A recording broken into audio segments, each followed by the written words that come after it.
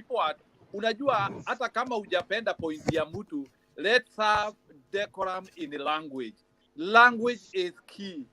whether you like what somebody has said or not, we cannot say Yeah, we are demeaning together. statement. We cannot say a statement which shows as if ni kama tuko na Tuko pamoja, kasumba. endelea Jeff. Please, kindly, those ones are not good. And ENM, kindly, you need to apologize to Serena. It was unfair to start saying that watu wako na akili ndogo. It is ni kitu mbaya sana. Yes. Okay, Hugh, let me say my word. Please allow me to speak. I haven't, hakuna mahali hata moja nimesema kwamba mwanamke afai kuongea hapa. Nimesema hivi, asilete mambo ya mwanamke, wanawake na wanaume hapa, sababu sisi wote here tuko hapa kwa mjadala. Unaona, hakuna mahali yeye ndiye ameleta mambo ya mwanamke na nini na nini. Alafu nikasema, alafu huyu Alex ananitusi pande nyingine, ananiambia kwa Kisii, ananitusi kwa Kisii. My friend, the first thing you said, your reasoning capacity does not match mine. That's when I came in. Yes, I Don't say that think because that we did not hear that. That is when I decided to let you know that what you are saying is wrong. Alex, let one person talk and then you can talk, please. No, he's lying, Jared. This man told another person their reasoning capacity cannot match his. Let him withdraw that. We are not going to face it like that. I never We said will not anything face like it that, mister.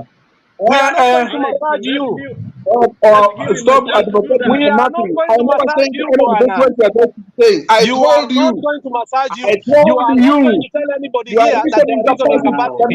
We will make sure you understand. You are wrong on that. You are very wrong. Jamani, No, wacheni watoto mzee, tafadhalini. huyu anaambia mama kuwa her reasoning capacity cannot match her. That is what we are saying. Awache kuambia watu hivyo. Alex, Hatuwezi accept mtu anaambia wengine ati akili yake ni ndogo aendelee kuongea na sisi. Ngojeni kidogo. Yule mtu amesema hivyo, apologize na hiyo maneno ishe. Yakindu Bey, you are an old man here. Tafadhali I nakuomba. am not going to apologize for what I've not done. This guy here has insulted me in Kisii. Mama Selina, your reasoning capacity is not going to match mine. You said it. Mnajua. Alex, Yakindu Bey, wacha nikwambie sababu I was listening to both. Yakindu Bey, ENM, you said you told somebody that you cannot be listening together, so that one you said. And Alex, he said you cannot match my reasoning capacity. Yes, Alex. But also, Alex, you passed some insulting words to ENM. When he said that, it is after he said that. It is after he said that nobody can match his reasoning capacity. Tufanyeni hivi. That's my own opinion. If you think it's happening, is that wrong with you? Then go ahead. We are not going to listen to you. We will not listen to you. Go find people with your reasoning capacity. Okay, you can find stay. people with your reasoning capacity. I know my reasoning capacity. Go I am talking about find me. people with your reasoning capacity. So, we are not going to listen with your nonsense. First of all, you told people here they are speaking nonsense. Why are you here? Sikilizeni. Unajua tukizozana hivi we are going nowhere. Na hii ni mfano mbaya sana. Na hii ndio maana nawaambia tunatakiwa tuwe na umoja, upendo. Tusiwe na maneno mabaya kwa wenzetu. Hii ni kitu ambacho ndio nikiwaambia umoja ni kitu ya muhimu, mnafikiria nazungumza tu kwa sababu mimi mzee. Umoja ni kitu ya muhimu kwa sababu kama ninyi ni wamoja na mnapendana, huwezi kusema jambo ambalo halifai. Na nikiwaambia hatuna umoja, mnasema uongo. Hatuna umoja kwa sababu kama tuna umoja na kupendana, ukisema jambo mbaya unasema pole, sorry, hiyo maneno inaisha. Hii mambo ya kusema lazima hiyo ngoja nimalize. Hiyo ndio maana unaona hata katika kugombania viti ya hizi manani tuna karibu tunauana kwa sababu kila mmoja anasema lazima niipate. Inatakiwa saa zingine tunarudi chini hata kama umekosewa. Mimi nawapatia mfano wa Raila. Raila amekosewa mara nyingi na hujamuona akichukua hiyo kitu today. Raila amefungwa wamemfunga bila makosa miaka 9, wamefukuza hata bibi yake na watoto wake kwa nyumba, lakini hujamsikia akienda akichukua fujo. Juzi ametupiwa mawe huko Ruaraka, hujamsikia akisema. Ruto alitupiwa huko mawe Kondele, amekuwa akienda kila mahali akisema nimefanywa hivi. Tunataka watu ambao sisi wote tunatakiwa tuwe na watu wa kutuliza maneno. Inchi hii Kenya ni yetu. Hatuwezi, hebu imagine vile mnazozana. Kama mngekuwa macho kwa macho, mtapigana. Hiyo sio jambo la busara jamani. Mimi nawaomba kwa heshima zenu, kama mtu amekosea mwenzake, sema tu story. Hiyo kusema hivyo sio kuonyesha wewe ni kutaka maneno hayo mambo yaishe. Unaona, tukiwa hapa kwa platform, lazima vile ujunge maneno ambayo unasema. Tusiseme tu maneno uvyubu, kwa sababu hapa kuna vijana wadogo, kuna wazee, kuna wanawake, kuna wanaume. Tusitoe tu maneno uvyubu, tuwe watu wastaarabu jamani. Hii ndio kitu naomba vijana. Wacheni. Tuweni na heshima. Nitakuwa na kuita Achieng. Asanteni sana. Mimi naomba. Nasema Chara aliniambia Selina, nataka nikuachie.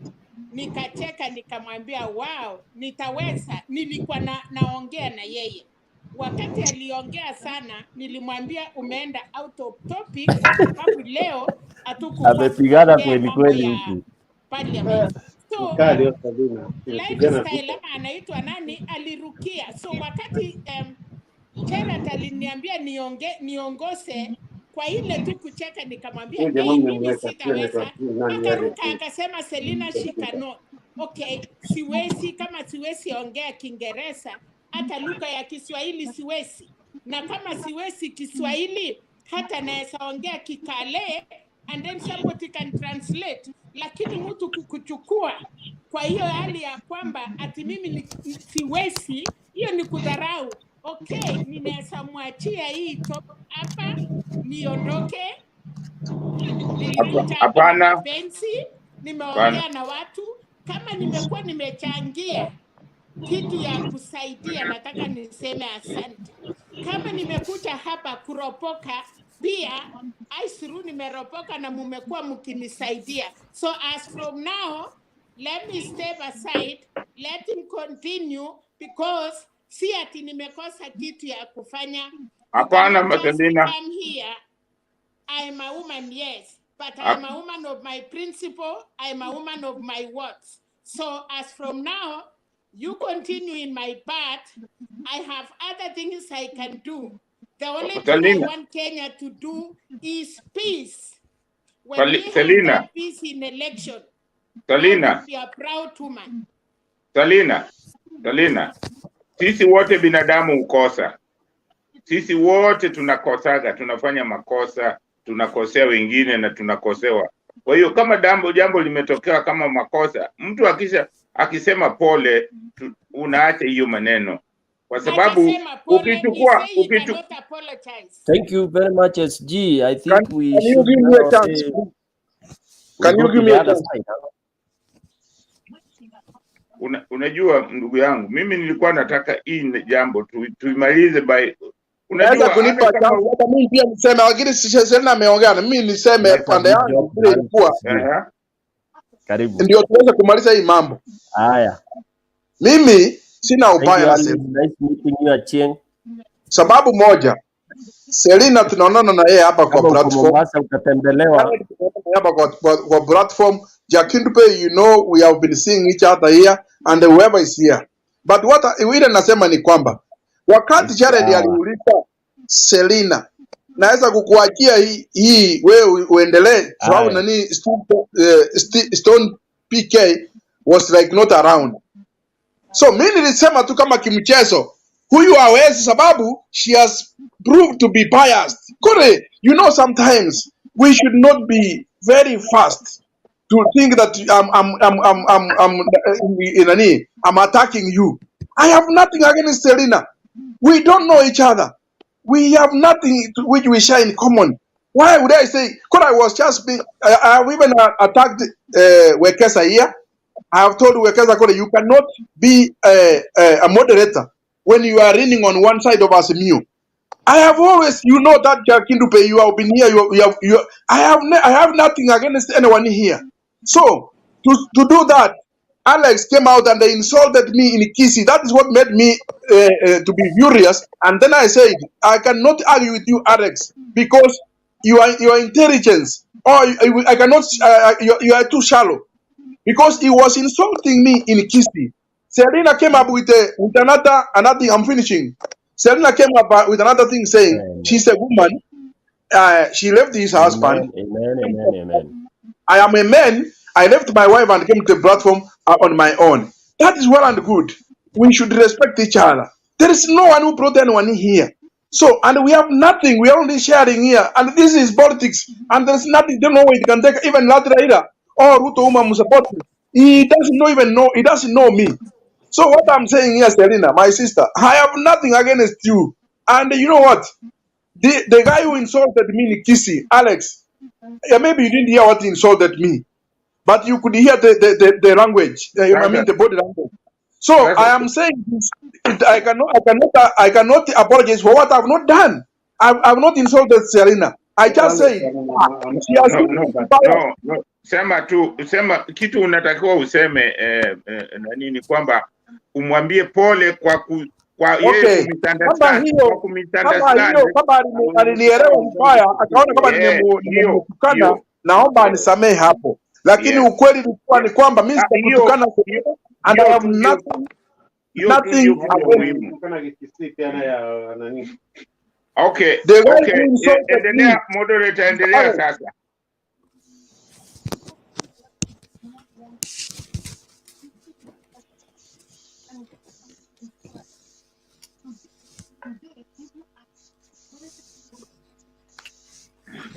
Jared, endelea.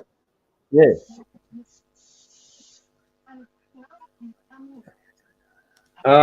Sorry about that. Okay. Okay.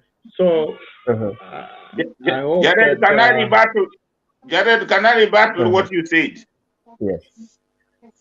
Yes. Go ahead.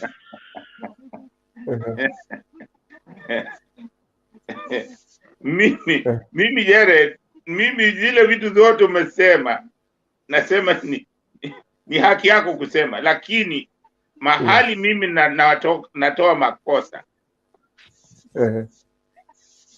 Yes. Unajua umesema mambo ya nafikiri ilikuwa mambo ya BBI, si ndio?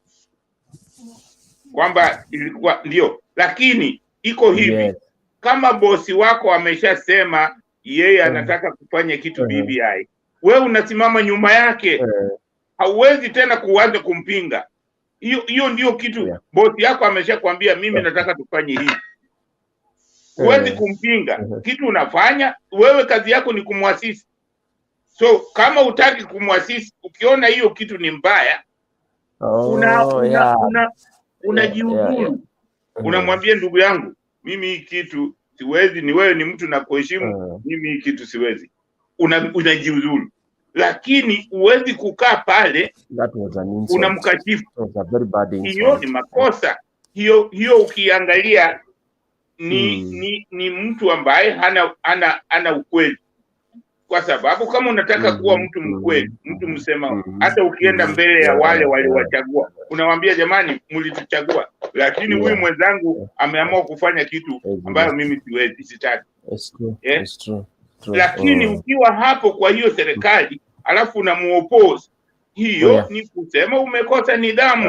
Kama sasa unamuoppose bosi wako wa raia, je, utatufanyia nini? Wewe huyu ni bosi wako, kazi ambayo ya makamu wa rais, kazi yake ni kuassist president, si ndio? Sasa kama wewe kazi yako ni kumwassist na ashasema tunataka kufanya BBI, wewe unapinga ya nini? Jakindu Bey, Yes. Ngoja Can I? AMM mpaka upatie nafasi, please. Mute Okay, So, please you are give me given a a chance, chance. please. so I wanted mimi to nasema Mute first. mimi nasema kwamba maneno yote ambayo umesema yanafutiliwa mbali na kwamba hamna msimamo kwa haya maneno ambayo mnasema. Hata hii bottom up ni kitu World Bank ilifutilia mbali, walijaribu wakaona ni kitu, it doesn't work. Kwa hiyo ni information wewe hujui, lakini World Bank ndio ilikuja na hii mambo kitambo na walifuta mbali, kwa sababu walikuwa wanataka kufanya hizo vitu kwa hizi developing countries, hizi nchi ambazo ni ndogo ndogo hizi, lakini waligundua kwamba haifanyi kazi. Kwa hiyo ni kitu ambayo haiko. So kitu ambacho mimi nawaambia ni kwamba ninyi, mimi mnataka mfikirie kwa makini kabisa nchi yetu hii. Tusiende tu kiholela. Msifikirie ati hii kitu tunaenda tuchague mtu hata kama umpendi, lakini angalia sera zake, huyu mtu anataka kufanya nini, angalia historia yake. Wale watu ambao wako katika nchi za nje, wale watu wako Uingereza au Amerika ama wapi, mimi najua Waingereza wanakupatia kazi kwa historia yako. Wachana na qualification. Kama uko na historia nzuri, uaminifu na ubunifu, watakupatia hiyo kazi kuliko hata kama karatasi. Hiyo ndio kitu ya muhimu. Ndio tunakosa sisi, tunachagua mtu bila kumwangalia kwa makini. Hawa wote ni wetu, lakini lazima tuangalie hawa watu kwa umakini. Ndio maana nchi yetu tumechagua watu ambao hawafai, ndio maana tuko mahali tupo. Kama tungekuwa tunachagua viongozi na tunawauliza kwa nini. Jambo lingine mimi nataka kusema, nasikiaga watu wanasema hiyo kitu hapa, na mimi nataka hii kitu tugeuze. Tusikubali kuchukua pesa. Mnasikiaga watu wanasema ati akileta pesa mchukue. Kubali kuwa maskini jeuri. Tusikubali kuchukua pesa, kwa sababu ukishachukua pesa tayari huyo mtu amekununua, wewe ni corrupt kama yeye. Tusikubali mambo ya pesa. Tumwambie huyo mtu hatutaki pesa, tunataka service, tunataka condition, hatutaki pesa, kwa sababu hiyo pesa akikupatia leo, kesho hata kuweko tena kukupatia nyingine, unabaki masikini. Tusikubali, tuanze kuwaelimisha watu wetu, waache hiyo mambo ya mtu kuja na pesa anawapatia, kwa sababu akisha kupatia pesa tayari huna njia ya kuweza kumuuliza maswali. Kwa hiyo ni jambo ni mbovu, kwa sababu hata haya mambo ya mtu anakuja kwa kanisa ati ameleta pesa ya kujenga kanisa. Hatutaki makanisa mengi na hakuna hata bank. Hiyo kitu lazima tuone. Hatuwezi kuwa na makanisa mengi na bank hata tuna.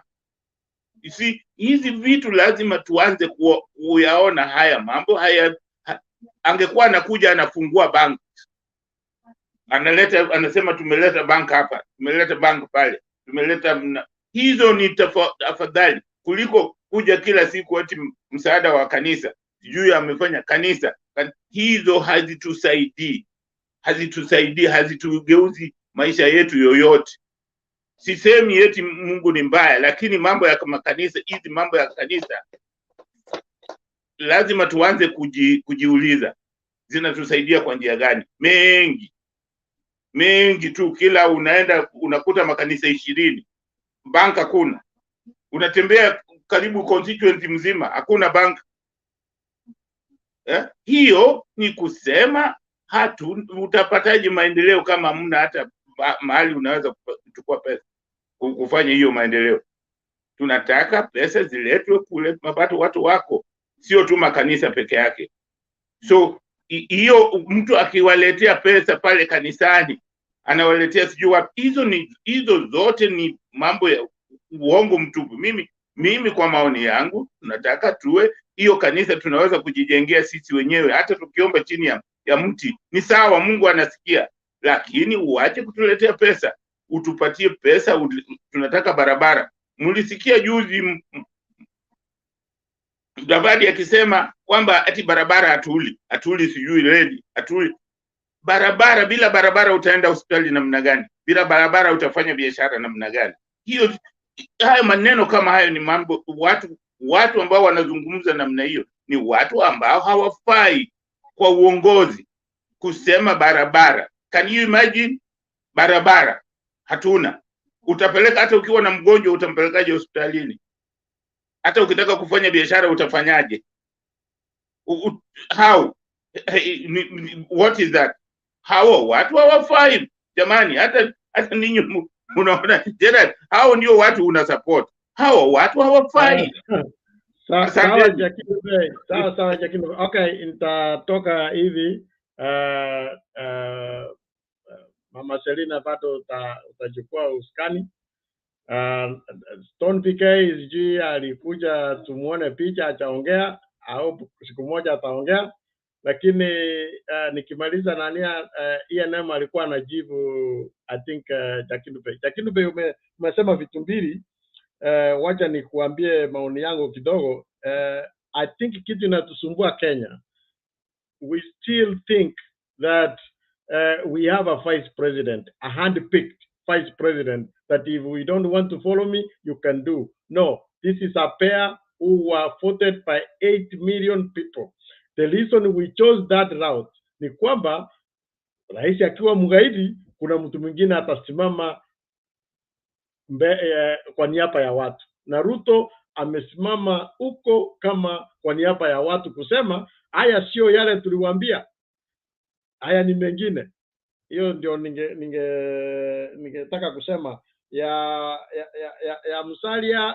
Tulikuwa tukimpatia notes ya kuongea, hiyo ilikuwa unfortunate, ni mtomo ilitereza tu, ya haikuwa mzuri. Lakini mambo ya kanisa, wacha nikwambie Jakino Bey, nyinyi mnaendelea kulia corruption. Sasa tukijenga makanisa ndio watu waombewe, ndio watu wawe watu wa Mungu, ma Christian, tutasamaliza corruption kupitia kwa makanisa. Ndio maana makanisa tunajenga ndio watu mkimbilie Mungu.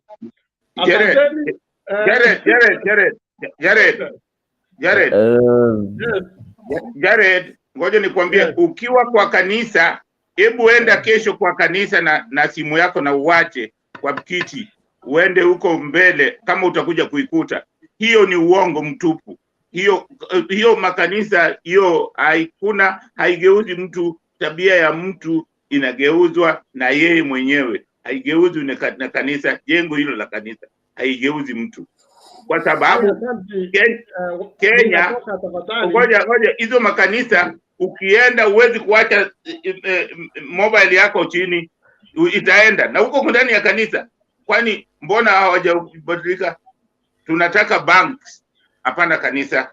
Sasa banki utachukua nini huko? Utachukua mahindi kama una pesa? Hapana, banks ukizifungua banks nyingi zitapatia watu pesa. Okay, Selina, please take over. Thank you guys. I know that we will connect again tomorrow. Thank you, but uchumi bora, jiunge na Azimio. Okay, sasa unasema niendelee, lakini utaniambia nani anaenda kwanza, nani anafuata, ili nisiruke. Stony ndio anafuata. Stony hajaongea, lakini ENM naye alikuwa anataka kujibu. So ni Stony, ENM and Njiru na kuendelea hivyo. Okay, asante sana. Okay, asante. Okay, PK, leo sasa uko na mama. Oh my God. Okay. Endelea. That's wonderful. Thank you, Mama Selina. Thank you, Jakino Bey. Thank you, ENM and Njiro. Okay, I've been having a problem with my mic. That's why nilikuwa on and off. But I witnessed a very sad thing. I hope mmeisuluhisha ile mlipuko na mpuruko imetokea it's not good, and that's why I would challenge someone like Jared akisema tujenge makanisa mingi, because kama tungekuwa na hiyo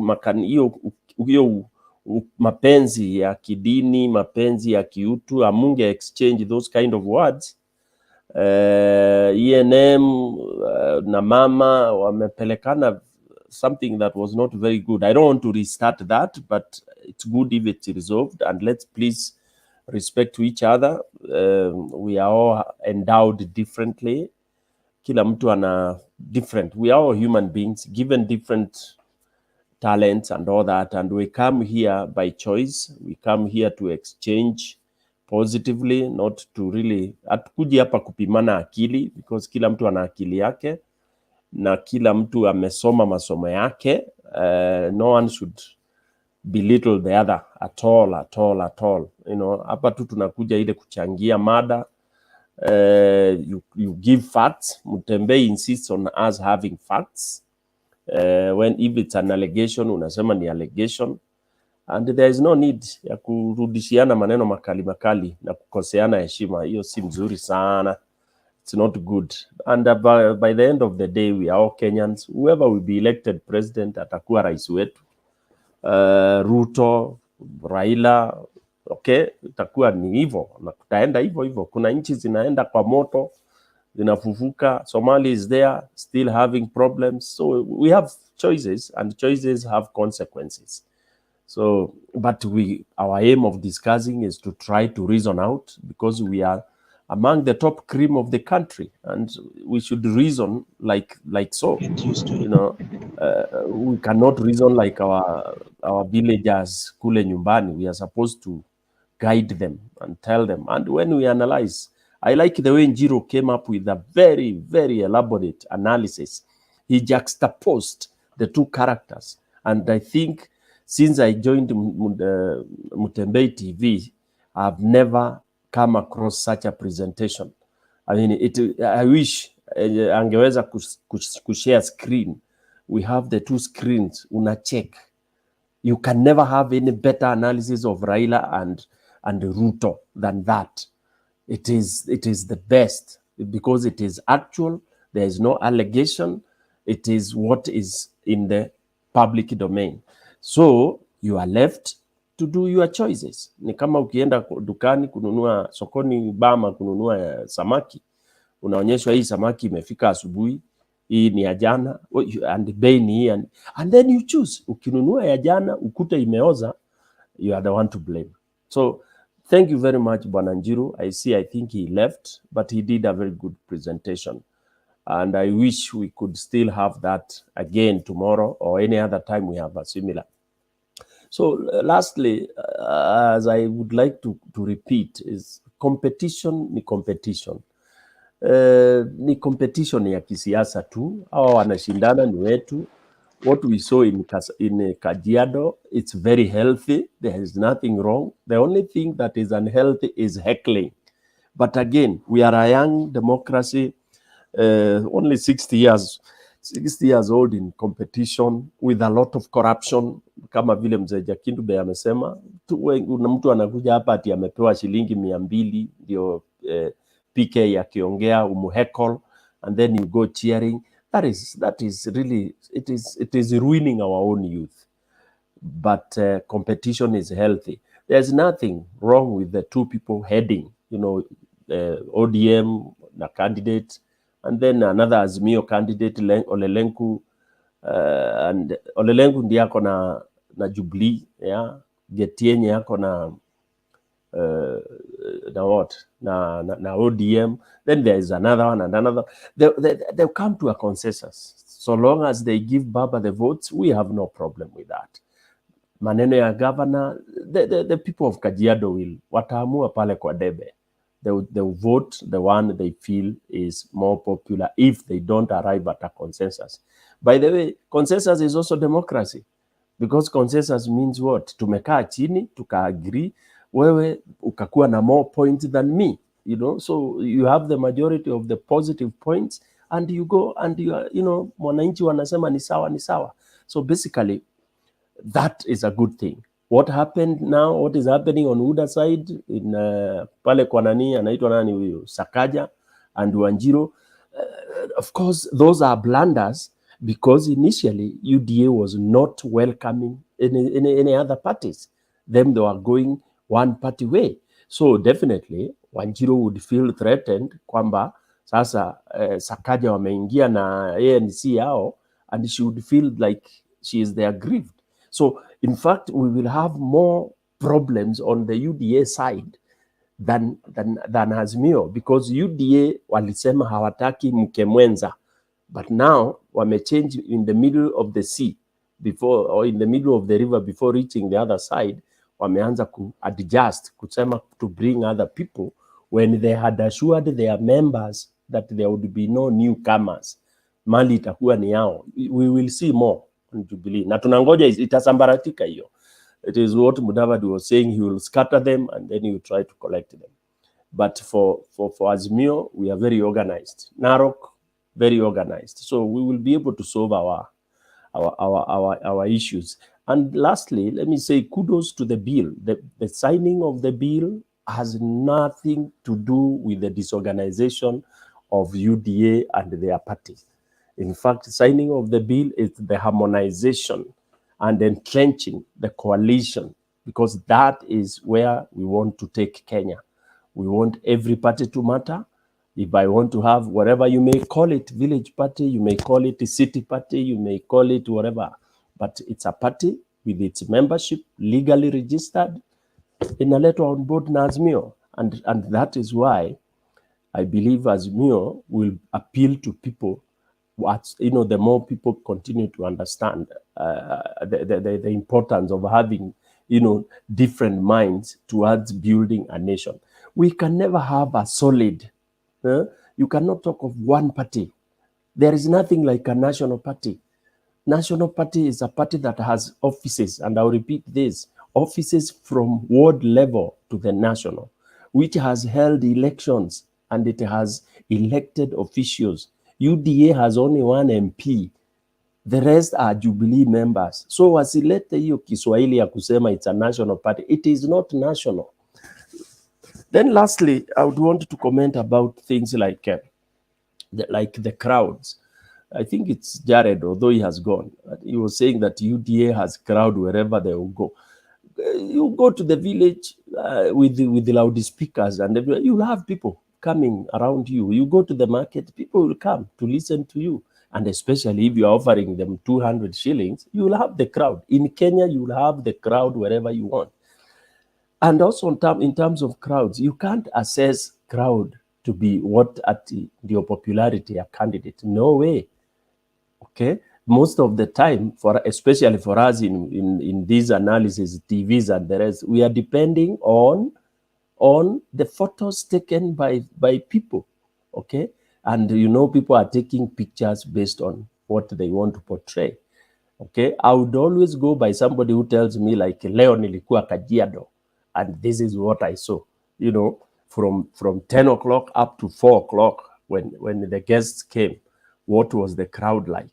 That is now a better analysis. But mtu kungojea pictures za WhatsApp, sijui pictures za nini, and then you start thinking that your candidate is so popular, watu watashtuka sana.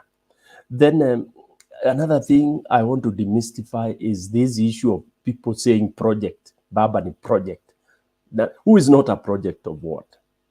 Even Ruto has been a project ever since when he came from college. He's been a project. Amebebwa kubebwa. Everyone has always been a project. In fact, the only person that has never been a project is Raila. Raila has been fighting for this country, man alone. Okay, he's the one who has been carrying people. If anything, all these guys are projects of Raila. Ruto is a project and a student of Raila.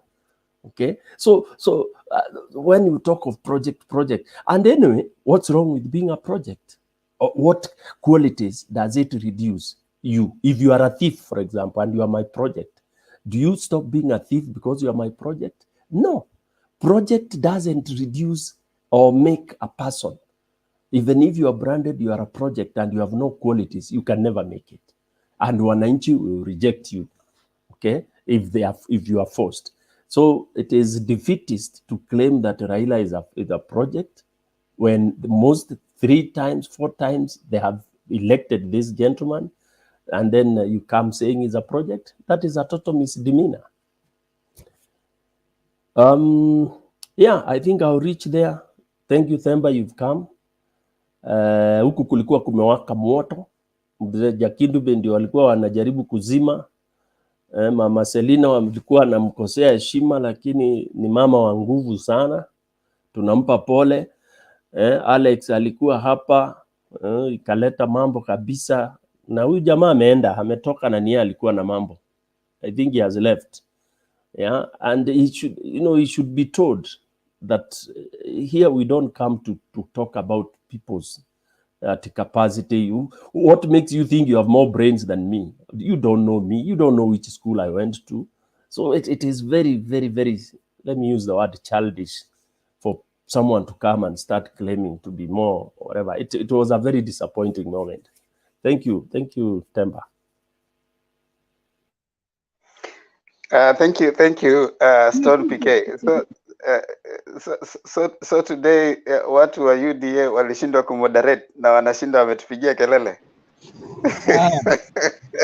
Kabisa, bogus kabisa. You know they come here and they make noise to us, telling us how we are not good moderators. We left them to moderate, so they could not handle you. You have to balance all the interests. The problem is when it is that adage when they say that the best footballers are on the what do you call that? The support, the place where the crowd is, where the supporters are. The arena around the stadium. Yeah. Those are the best footballers because they're the ones you should have kicked here. So when they're not moderating, they're busy saying you guys are biased. But when they come, they realize that the ball game is so different. You gotta have to balance all the interests. Now here, someone is admitted. Jakindube. Nasema kuna nafikiri ni Mwaura aliwapatia bomu ambayo wameshindwa ndio maana walikuwa na poromoka manake amewapatia history, yani amewapatia ile anasema unasoma history ya Raila ukienda kwa Google unapata vitu wamefanya, lakini Ruto ukienda unakuta ni nil. Sasa alikuwa anawaambia msome ndio muje hapa na fact. So hiyo imewavuruga kidogo watu wa UN UDA. Yeah, thank you so much for that. I usually say that wacha ongee, huyo jamaa amerudi, tutamsikiza. Okay. Tutasikiza wote. I usually say that here we are try to be as factual as it can get, and there's no need to draw our emotions. You just need to remain within the facts. If you remain within the facts, it will be easier for us to interact. But if you allow yourself to be digressed by your emotions, then it becomes a little hard for you to understand the other person. So before I allow the others to talk, I know I wasn't here, but allow me to just give my 2 minutes to give my sense to Oka, Kenya Kwisha Alliance, and about Baba in Kajiado. I think over time right now, the Baba's campaign has for the first time gotten it right, probably in this particular time, especially in the steps that they are taking.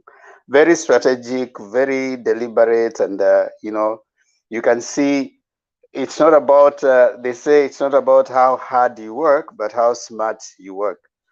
So Baba's campaign team is working smart.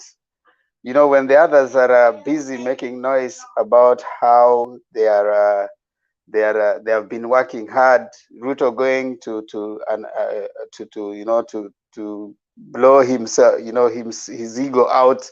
That I remember at some point he was telling this crowd that kama wajaniweza mimi for the 8 years, watatuweza kweli. You see, now that is more of thinking that you are wanaume wako, instead of showing how much you can help the people, and that has been his undoing. And as we have said here, the Kenya KKA coalition has had missteps. Even as they keep going, you see a lot of missteps in terms of how inconsistent they are. There's no consistency at all. There's no agenda. There's nothing that they work with and they say that this one can hold us together. So that is the problem that they are facing, and I think that is going to hurt them. In leadership, you don't require so much energy than the brain. You can be working so hard, but you're not very strategic on how you work. When you want leadership for its own sake, it becomes a problem, especially in the democracies for today. There's another line that someone has been picking, especially Gachagua. He's been saying that 20 years ago, Kenyans rejected a project in the name of Uhuru, and he says that he was the personal assistant to the president then, and 20 years later, the Kenyans will reject. That's in itself a lie.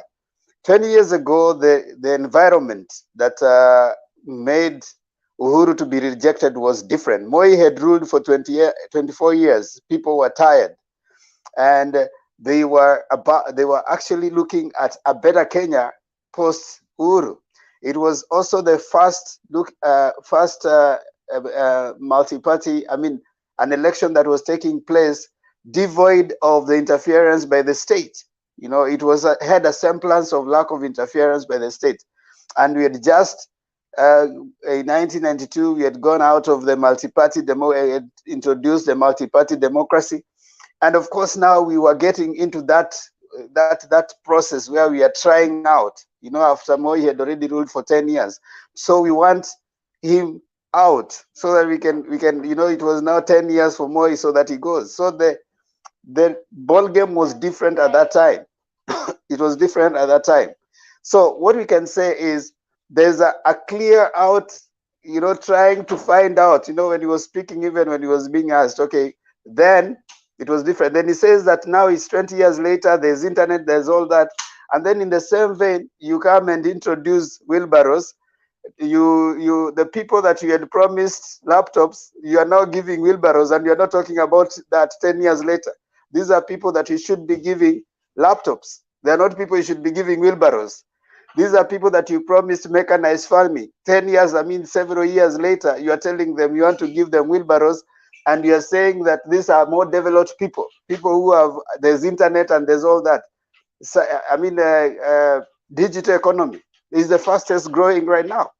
So if you are having digital economy that is growing right now, and what you're struggling, you're saying 20 years later, you can't give people a state project. Then 10 years later, you can't give people wheelbarrows when you had promised them laptops. So that is what they are not getting. He's hitting himself in the foot. The same person who was supporting a state project before. Wait, I'll say it. who was promising the people laptops is the same person now coming to say that now I want to give you wheelbarrows. That one is what you're saying. You're thinking Kenyans are foolish. Kenyans are not foolish.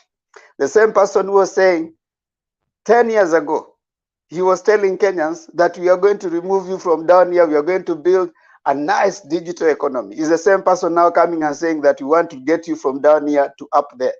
Now, those are the things you want to say. Kenyans are not stupid.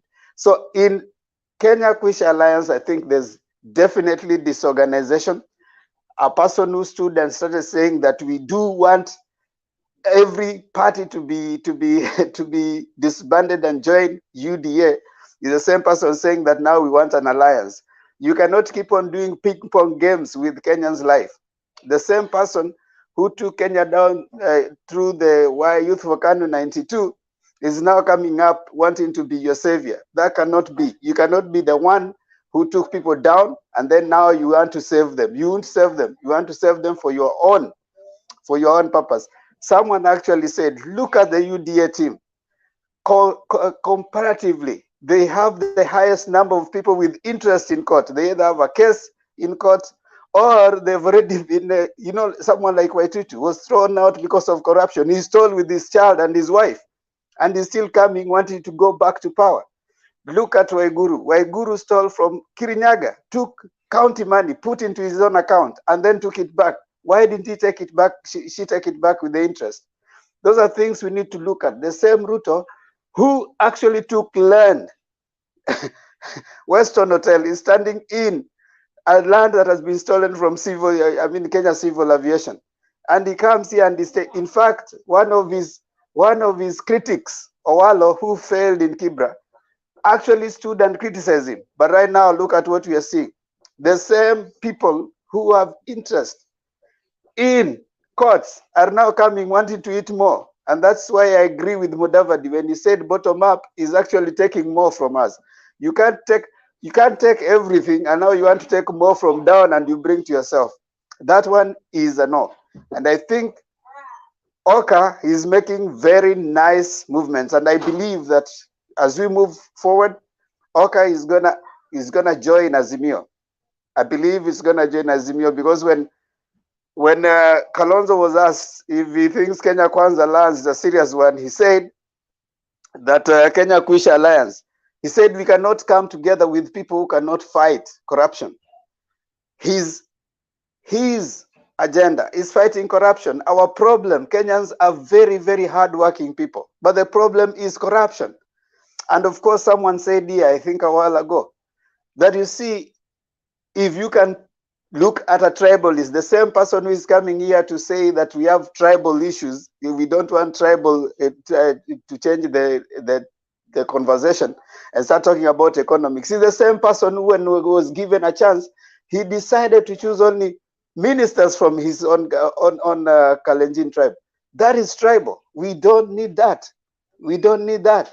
So if we want to look at a place where we can find all Kenyans and everybody can unite, that one is in Azimio. I know that the competitions as we are moving forward towards coalition building, it takes time, and definitely competitions are going to show up. But at the end of it, let the people decide. If the people are allowed to decide the leaders that they want, whichever coalition they go to, they are going to give us the best leaders. And I think that competition is healthy and is nice. There shouldn't be any favoritism. People should go to the ground, talk to the people, talk to the masses. Finally, as I finish, because I don't want to take a lot of time, I want to say this. Let us talk to people to register as voters. I liked what Sabina Chege is doing. She went to Nyanza counties and trying to urge people to take the vote, whichever side you want to vote. Let us tell the people to take the votes, because that is the best way to go.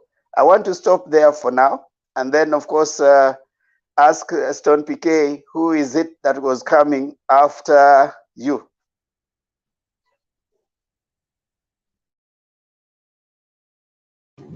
No, it was ENM. Okay, ENM, come on, your time. Let's mute so that ENM can talk. Okay. Okay, thank you, Mr. Temba. We have heard what you have said, and of course, you have a right to say whatever you have said. The same way, I could still request that whatever nonsense I speak, let it be mine. Take what can help you. Leave what you think is not okay. Now, hold on, ENM. Hold on, just mute. You see, if you have your self-stigma, you're already stigmatizing yourself. One thing you do, when you get your time to speak, just speak. When I started to speak, I didn't say whatever nonsense I say. If you think what you're going to say is nonsense, why should you allow to speak nonsense here? If you think what you're going to say is nonsense, then why should I allow you to speak nonsense? What I'm saying is, whatever it is, when it is your time to speak, just speak. Don't start telling people, oh, ECG, you have a right to say what you have to say, whatever nonsense I'm going to say. That's already self-stigma. Come, you have your time, go straight on to your point. Speak your mind. If you think it's nonsense, you don't imagine I want to allow you to speak nonsense, because I don't think people want to listen to nonsense. If you want to speak, Just speak your mind to the point and the question that has been raised. If you want to respond, just respond. Don't tell people whatever I say, you have the right to respect me. You don't dictate to us whether we respect you or not. Just say, like I've spoken. Did you hear me saying that whatever nonsense I say, you have a right to accept or not? I just spoke my mind to the point. So speak to the point. Don't be self-stigmatized by anyone. You are not speaking Okay. nonsense. Whatever your view Okay. you are bringing is important to us and to somebody out there. So just speak. Thank you. Mr. Temba, I just wanted to say this. Let me not go far. Let me just say this. I was trying to tell Mr. Jakindu Bey on something he spoke earlier about if your boss says, let us do this because you are a personal assistant, you must do that. We are in a democratic country, and this democracy allows us to have divergent opinions. Like the president, as someone said earlier on, they were elected with a debut in an equal vote. And the reason Kenyans did that in 2010 constitution was because they had seen how presidents misbehave due to their vice presidents. They remove this one in the morning, they replaced with another one, they do whatever they wanted until the Kenyan people decided that we are going to bring these two people together. So that's why you see the deputy president, the president cannot fire him. So he has a right to say where he sees is wrong. Number two, and at the same time, he has a right to decide whether to resign or not to resign. That shouldn't be UDA is blame that you UDA, you are in the government, you cannot resign. We are not resigning. I am not the deputy president. So the deputy president has a right to stay or to resign. That is, you must question him.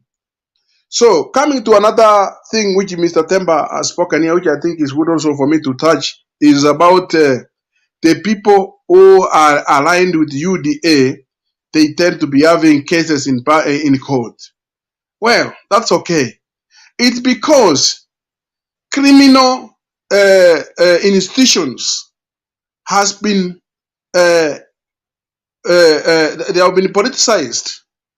They are against anyone who is against the government.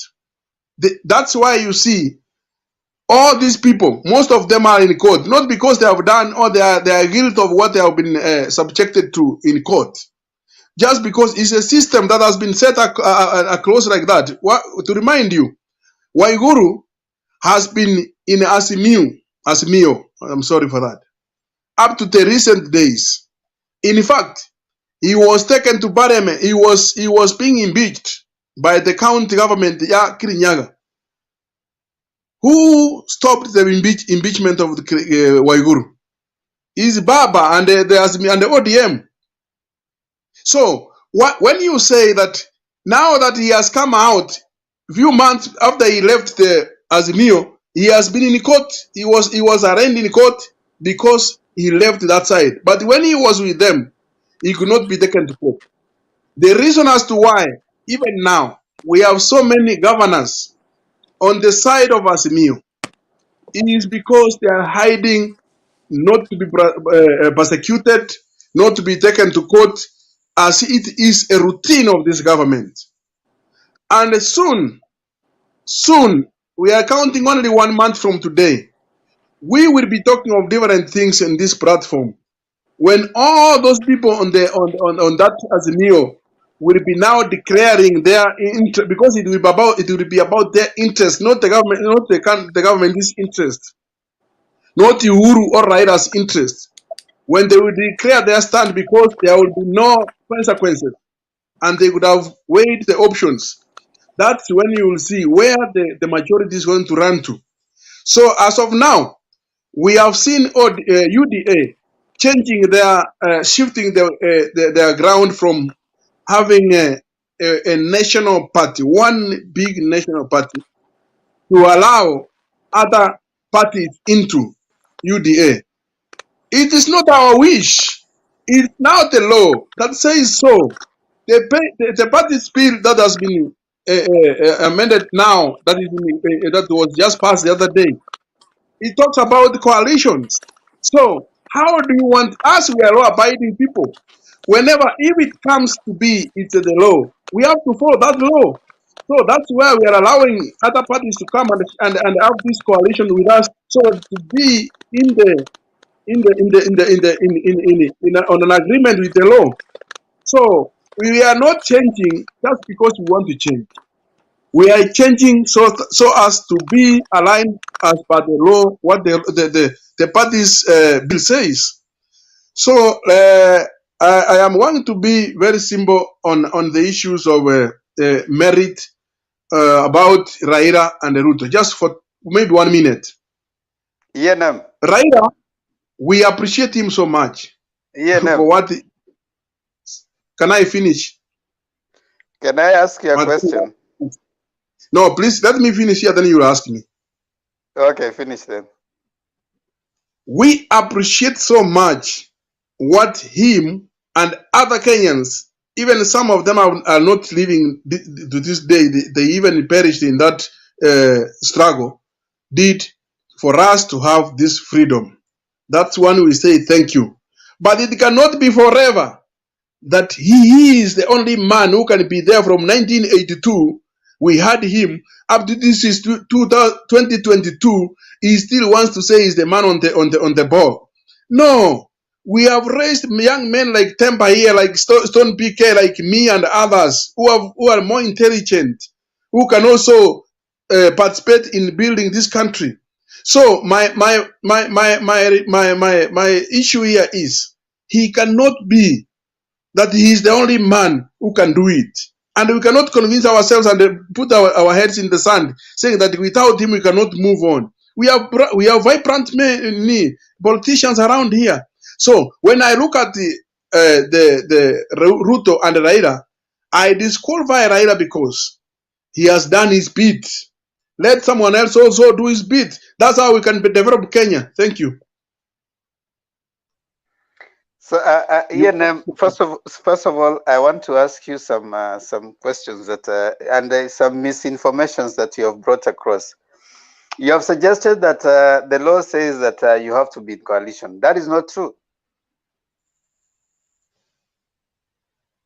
Have you read the political parties amendment bill, or rather the law? Have you read it? But it allows that. No, have you read it? I have read part of it, but it allows that. Does it compel you to be in a coalition? No, our interest is to win. No, hold on. I mean, we need to go slowly. Does it compel you to be in a coalition? No, it doesn't. But we have to get.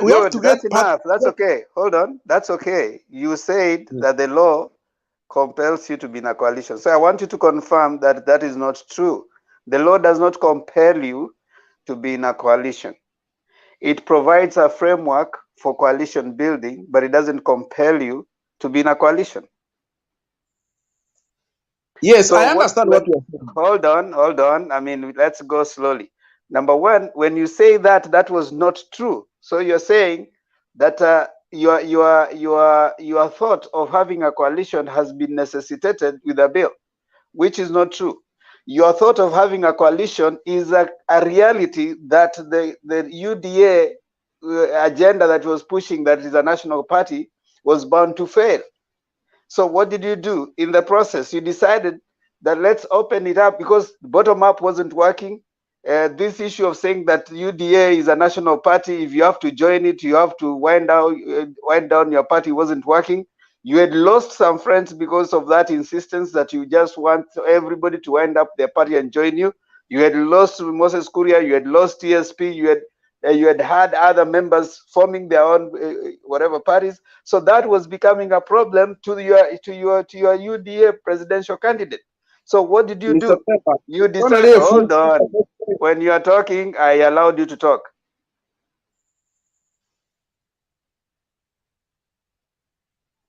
So when you come and then you start saying, you know, it is the law, that is again another propaganda and a lie. Number two, you talked about Anne Waiguru being, according to you, sanitized by Baba. That is not true.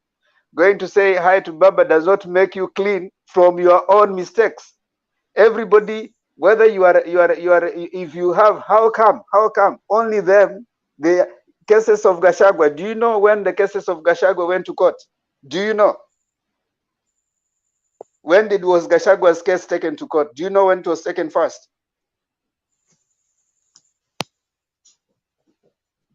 Yes or no? If you don't know, just say I don't know. I know. Agri was arrested the other day and then taken to court. No, What do you mean? Do I know? when was his case first mentioned in court? When? I cannot remember the dates, but I know when he was taken to court. Exactly. So don't operate on rumors, because now you are coming in because of the same propaganda that, oh, it is because he has joined UDA. That's why. Those are cases that have been in court even before UDA was formed. Those are cases that were there even before UDA was formed. So how come now, because now it's being taken to court, now because you are joining UDA, you find that as a reason for you not to be followed? If you have a case in court, you have a case in court, whether you join UDA or you join with which party. The other thing, Waititu, when he was being fired, was he in UDA? He was aligned with Ruto. No, was he in UDA? No, he was with Ruto. That's why his corruption cases didn't come because he was with Ruto. You are talking about corruption. He stole from Kiambu County. How do we tackle this corruption It was cases, confirmed Mr. that he stole from Kiambu County ENM. So you cannot come and say just because he's in UDA. And that is the thing you're using. And let me tell you, you can propagate that kind of narrative that, you know, because you're joining UDA, that's why. How come? We can also argue, how come only corrupt people join UDA? What are they trying to protect? So this propaganda that you are trying to keep, pushing, that you see it is because of UDA, it is not possible. The other day, there were people who were found to have embezzled money from I think NSSF. They were told to pay. It was the highest level of the fine given to people who have embezzled money from with a corrupt deal. Are those people members of UDA?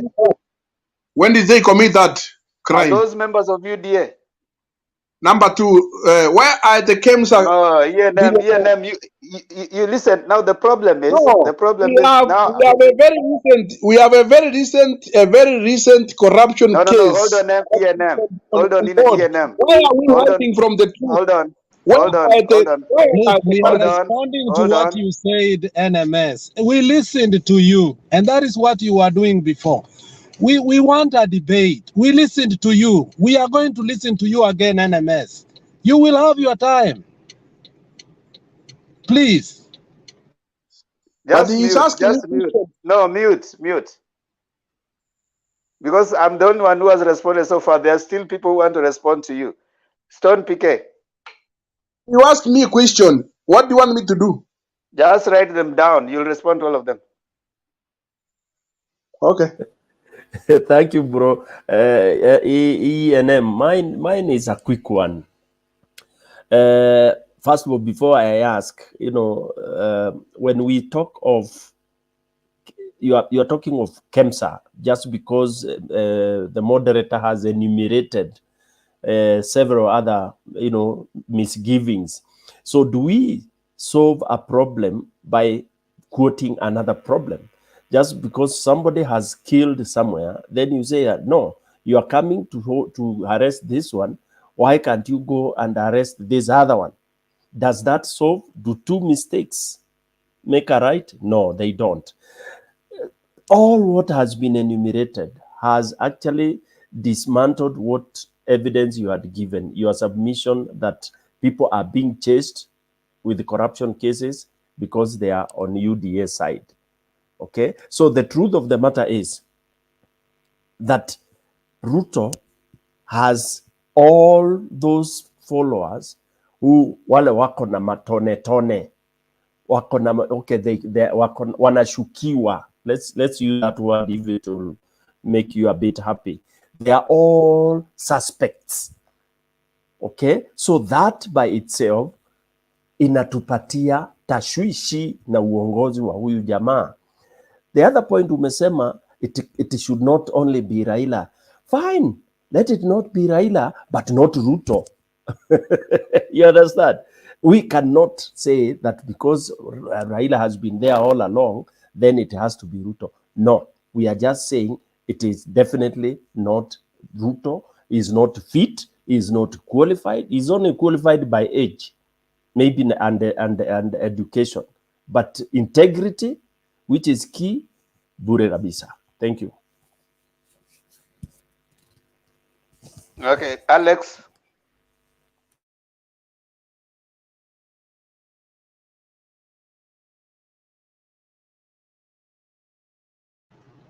My mic is having a problem. It's freezing a little bit. Let me warm it up. EMS can ENM can Can I ask him also a question?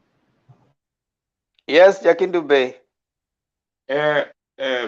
Anasema wale wanashikwa na wale mbona wengine hawajashikwa, au wengine ambao wako kwa UDA na hawajashikwa. Kwa nini kama ni kila mmoja ambaye yuko kwa DA anashikwa, au wengine mbona hawajashikwa?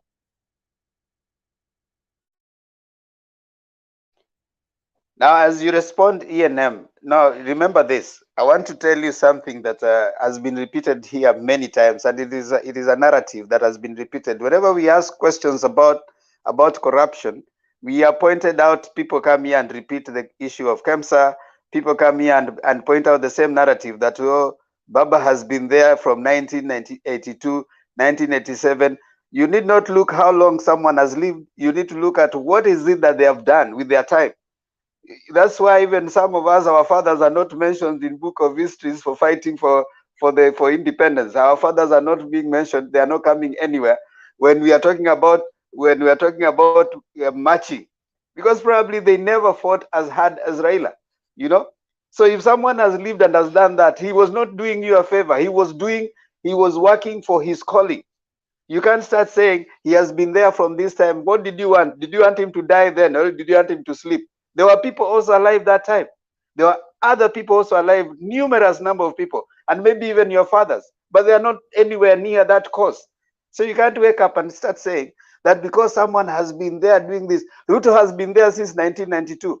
He's been eating in Kanu, Youth for Kanu 92. He was Youth for Kanu 92. He ate.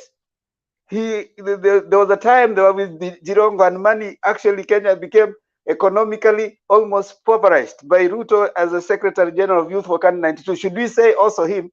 He has been there from that time. He shouldn't even be close to coming to president. Ruto has never been out of government. Tell me one time Ruto has been out of government. Raila has been in opposition all through. So if Ruto has been in government in the Kanu regime, he didn't want multi-party democracy. He wanted a single party rule. He supported Uhuru. When Kenyans wanted change, he supported Uhuru. He wanted status quo. The same person that you are saying that has been there has not been there. What change is Ruto representing? He might not have been there, but he doesn't represent any change. He was there for one party rule. He didn't even support the constitution that now he's actually enjoying. What you have said that, you know, they have been elected together, so Ruto should not go anywhere.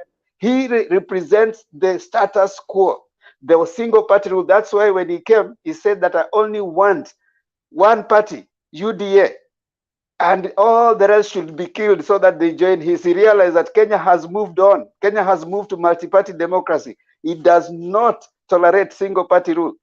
So that kind of mentality is what was still eating him up when he came. Right now, you elect him for 8 years. He has done nothing than campaigning for 8 years. And then you stand up and you start saying this person represents change. Tell us what he has done with the 8 years before you start telling us you need to give him another 5 years. Tell us what is so different with Ruto in terms of change. Tell me when Ruto stood for change in the country of Kenya. Tell me one time. If you can give me the days Ruto stood for change in Kenya, he supported single party rule. Raila was fighting, was in the trenches. As much as his father was a former vice president, Raila actually decided that I'm not going with Ford Kenya so that you think it's a favor. He went, started his own party, resigned, went, he was elected. Ruto has refused to do that because he likes position. Right now, the problem with KKA is because they are wondering what positions do they pick. Then they come and tell you that, you know, we don't mind about position. We only want people. Why didn't they bring the Mamambogas up there? Who is their partner? Why can't we see Mamamboga seated there? Right now, they have released their list of how much you need to pay to be a senator. 250. Where will Mamamboga get that one? So that is the same money you are now to bring. You are telling them we have 50 billion. We are going to give you. Instead of even taking that 50 billion, you help to register. We cannot trust the country of Kenya in the hands of people who have never represented change any time in their life. Ruto being one of them. 24 years in Kanu. He's been there. Represents single party rule. And then you come and tell us we don't want Raila. Raila has been in Sabasaba, he was there. They changed the constitution. Ruto actually refused when he was leading the no campaign. Then you come and say he represents the change that you want to see. You can be young in age, but you are old in mentality. He's still in the Kanu days. That's why he believes in handouts.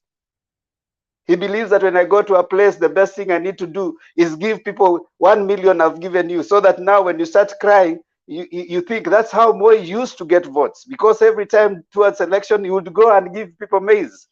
That's where Ruto is still. We cannot tolerate someone who is not young in mind. Raila could be advanced in age, but he represents change in his mind. He represents a progress that we want to see. So don't talk to us about Raila having been there. Yes, he's been there. He's given you democracy. He's given you multi-party democracy that now you enjoy. He's given you the freedom for you to speak. He fought for the constitution. He's fought for this Kenya. He could be old and advanced. He's been there, yes. He's given us what we have right now. Tell me what Ruto has done. What changed? Thank you. Now you can speak. It seems like Raila brought the constitution by himself and put it there. As Kenyans, we did not vote for that constitution, which is very wrong and a very wrong perception, Mr. Temba. This Thank you, Kenya, because no. In the same vein, tell us when Ruto says that he put Uhuru Kenyatta, he has put Uhuru Kenyatta he has helped Uhuru Kenyatta to Allow be my president. friend to speak. He helped. No, you keep quiet, Alex. He put in Uhuru Kenyatta in the whatever. Alifanya Uhuru Kenyatta akakuwa president. Alifanya Raila akakuwa prime minister. Alifanya sijui mara ngapi. Where was he doing that? If for you now you can't use that. hiyo ni maoni ya Ruto akisema vile amesaidia hao wakikuwa president and prime minister. Hiyo ni maoni yake. You are supposed to ask him that question. Why is he saying that? But what I'm saying here is this. It is not only Raila who gave us ENM, hold on.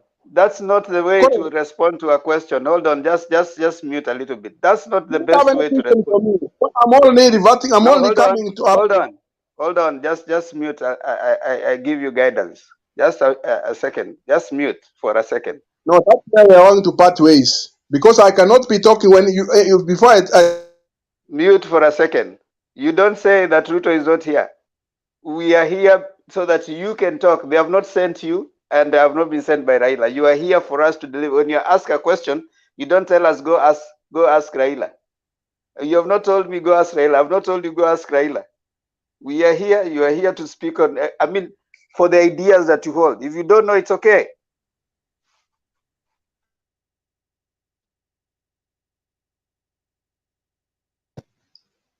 I have a problem with you, Mr. Temba, because I cannot be talking what you want me to talk. You better give me a chance to talk what I want to talk, then that's it. Because that's what I will be having. If you want to guide me on what you want to hear, then that will be very wrong. What I'm telling you is this, ENM, and if you allow me to give you a guidance, will be appreciative. You don't need to come and tell me, go ask Ruto. Why are you here then?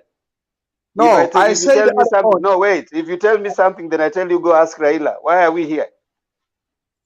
No, so I say you no, don't tell me go ask Ruto. Talk about what you know. If you think you don't know something, just say I don't know. You don't have to tell me go ask Ruto. Ruto is not here. You are asking me why did he say?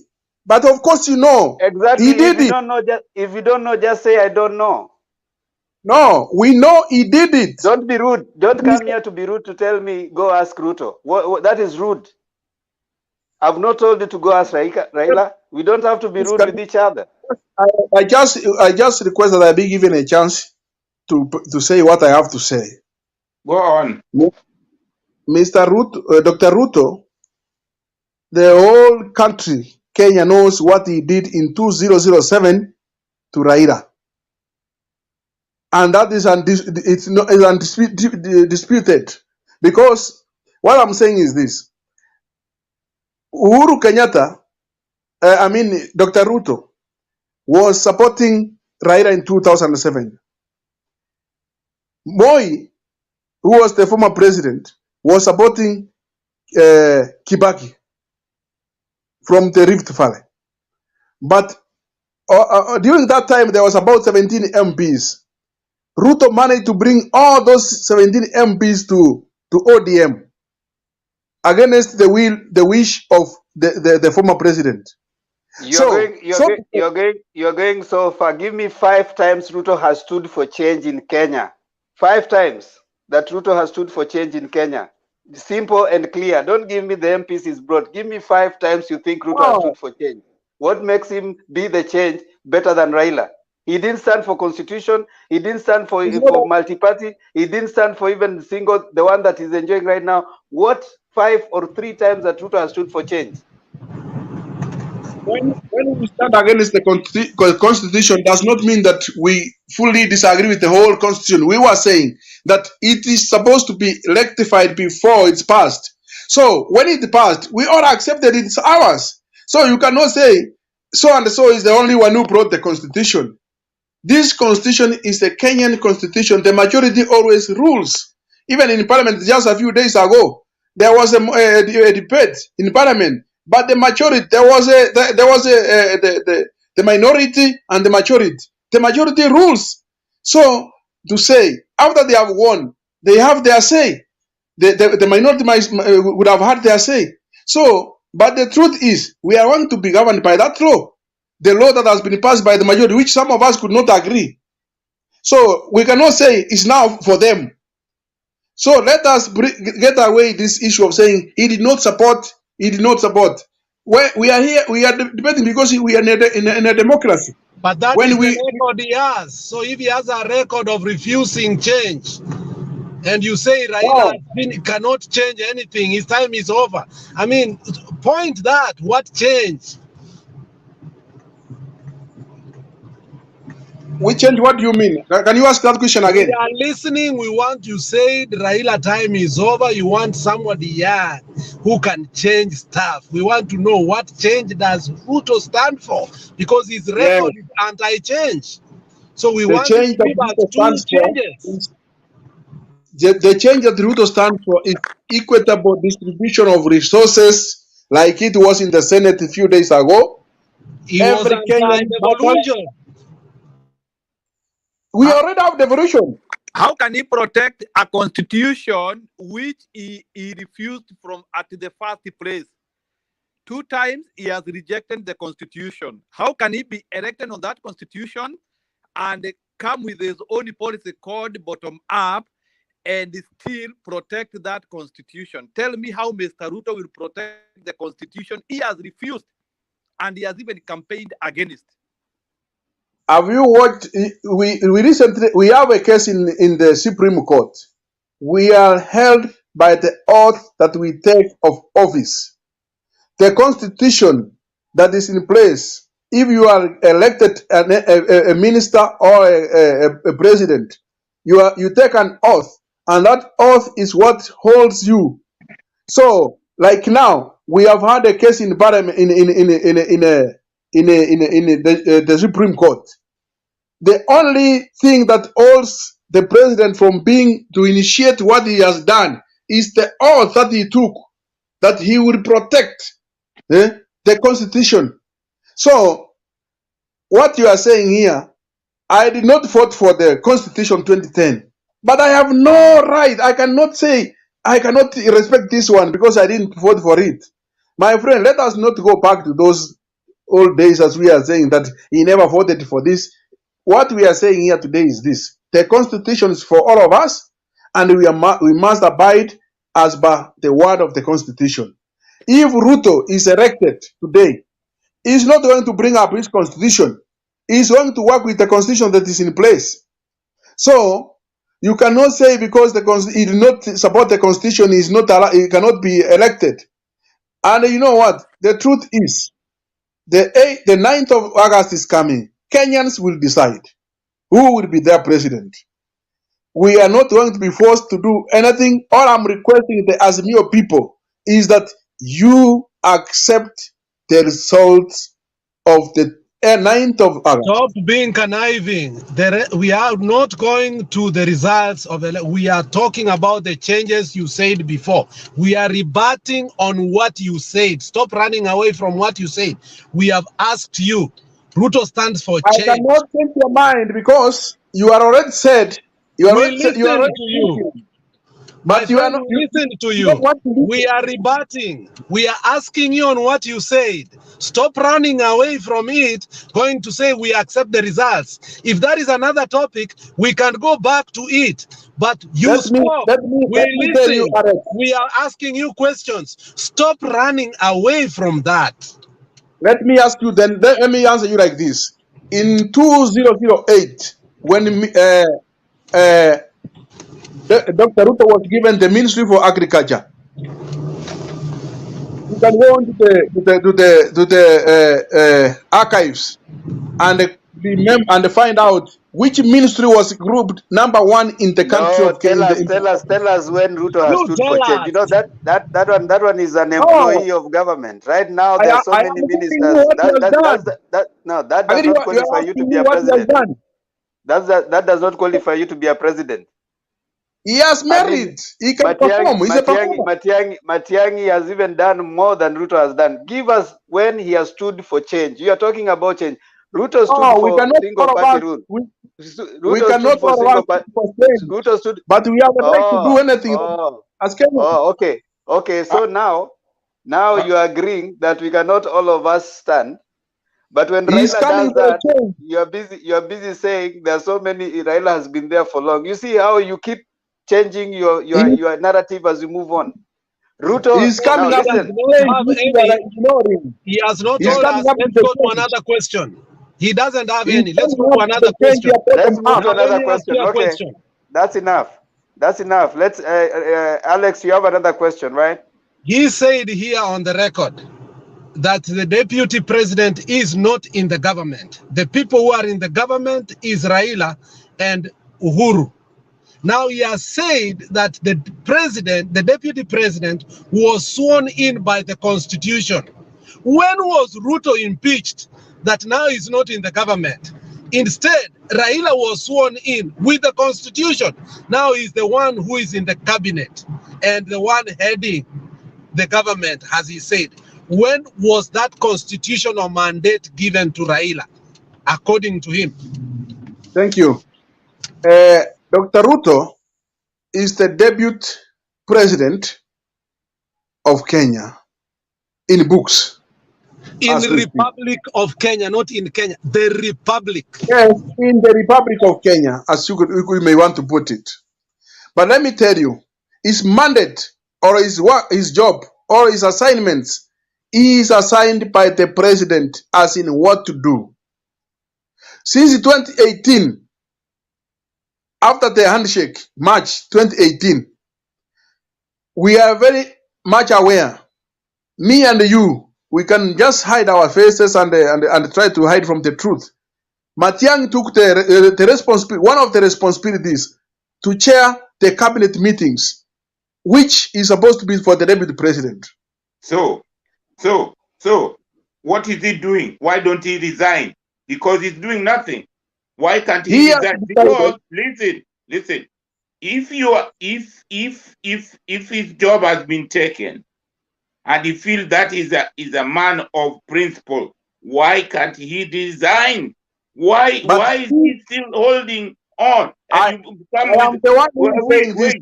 wait. You come with the excuse that he was elected. Even the MPs are elected, but if you don't want something, you resign. There is nothing like I'm elected, so I can't resign. I resign. Jakin Bey, I am the one who has No, said. ENM, wait, ENM. No, wait, ENM. The same person who has been elected to represent you, he's telling you that I've not been given work, but you keep paying him. Now, this is why I'm saying. So just don't respond to that, because there's nothing that you're going to say that's going to justify the moral ground. The deputy president, listen, in ANM, the deputy president, that is why we are saying for you, this is what you're saying. For you, what you have bought is the sympathy that because he's there and he has not been given work, let him continue working, and you guys are okay with that. That's okay. As you are submitting that the act of not working out and even resigning has shown him as a person who is more interested in a position, doesn't care about the Kenyan taxpayer who is paying him for that position, for doing nothing and crying that his position was taken, which he was not paid, is not paid for. We don't pay him to go there and cry that his position was taken. We don't pay him to campaign to champion for another political party. We don't pay him to wake up every day to just blame Matiang'i. We don't pay him to wake up and come and tell us that, you see, this is what they have done to me. So what has happened?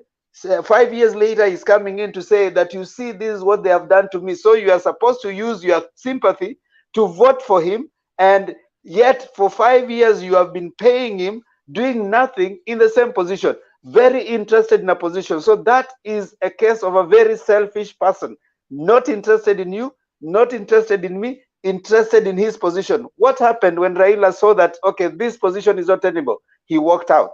What happened when Odinga saw that this thing is not tenable? He walked out. The leaders who have the moral authority to walk out of a position because they cannot stand what is going on, that is the leader we want. Someone who has something they stand for, not people who will use the people like you, like others, and their sympathy. We don't want to sympathize for someone. He's not doing anybody a favor to be there. He could have walked out. He's not doing me a favor. He's not doing you a favor. We can't keep on paying someone to come and cry. He can decide to walk out or decide to stay. It is not his decision. That is constitutional and moral authority. We are saying you need to have a higher moral ground as a leader, which Ruto doesn't have.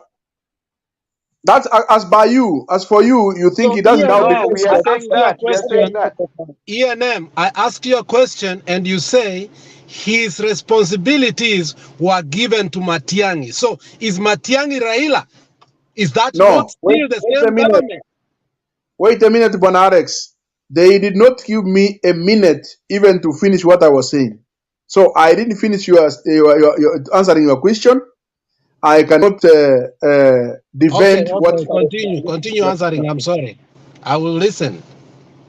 Okay, Raila is the leader of the minority party in parliament, ODM.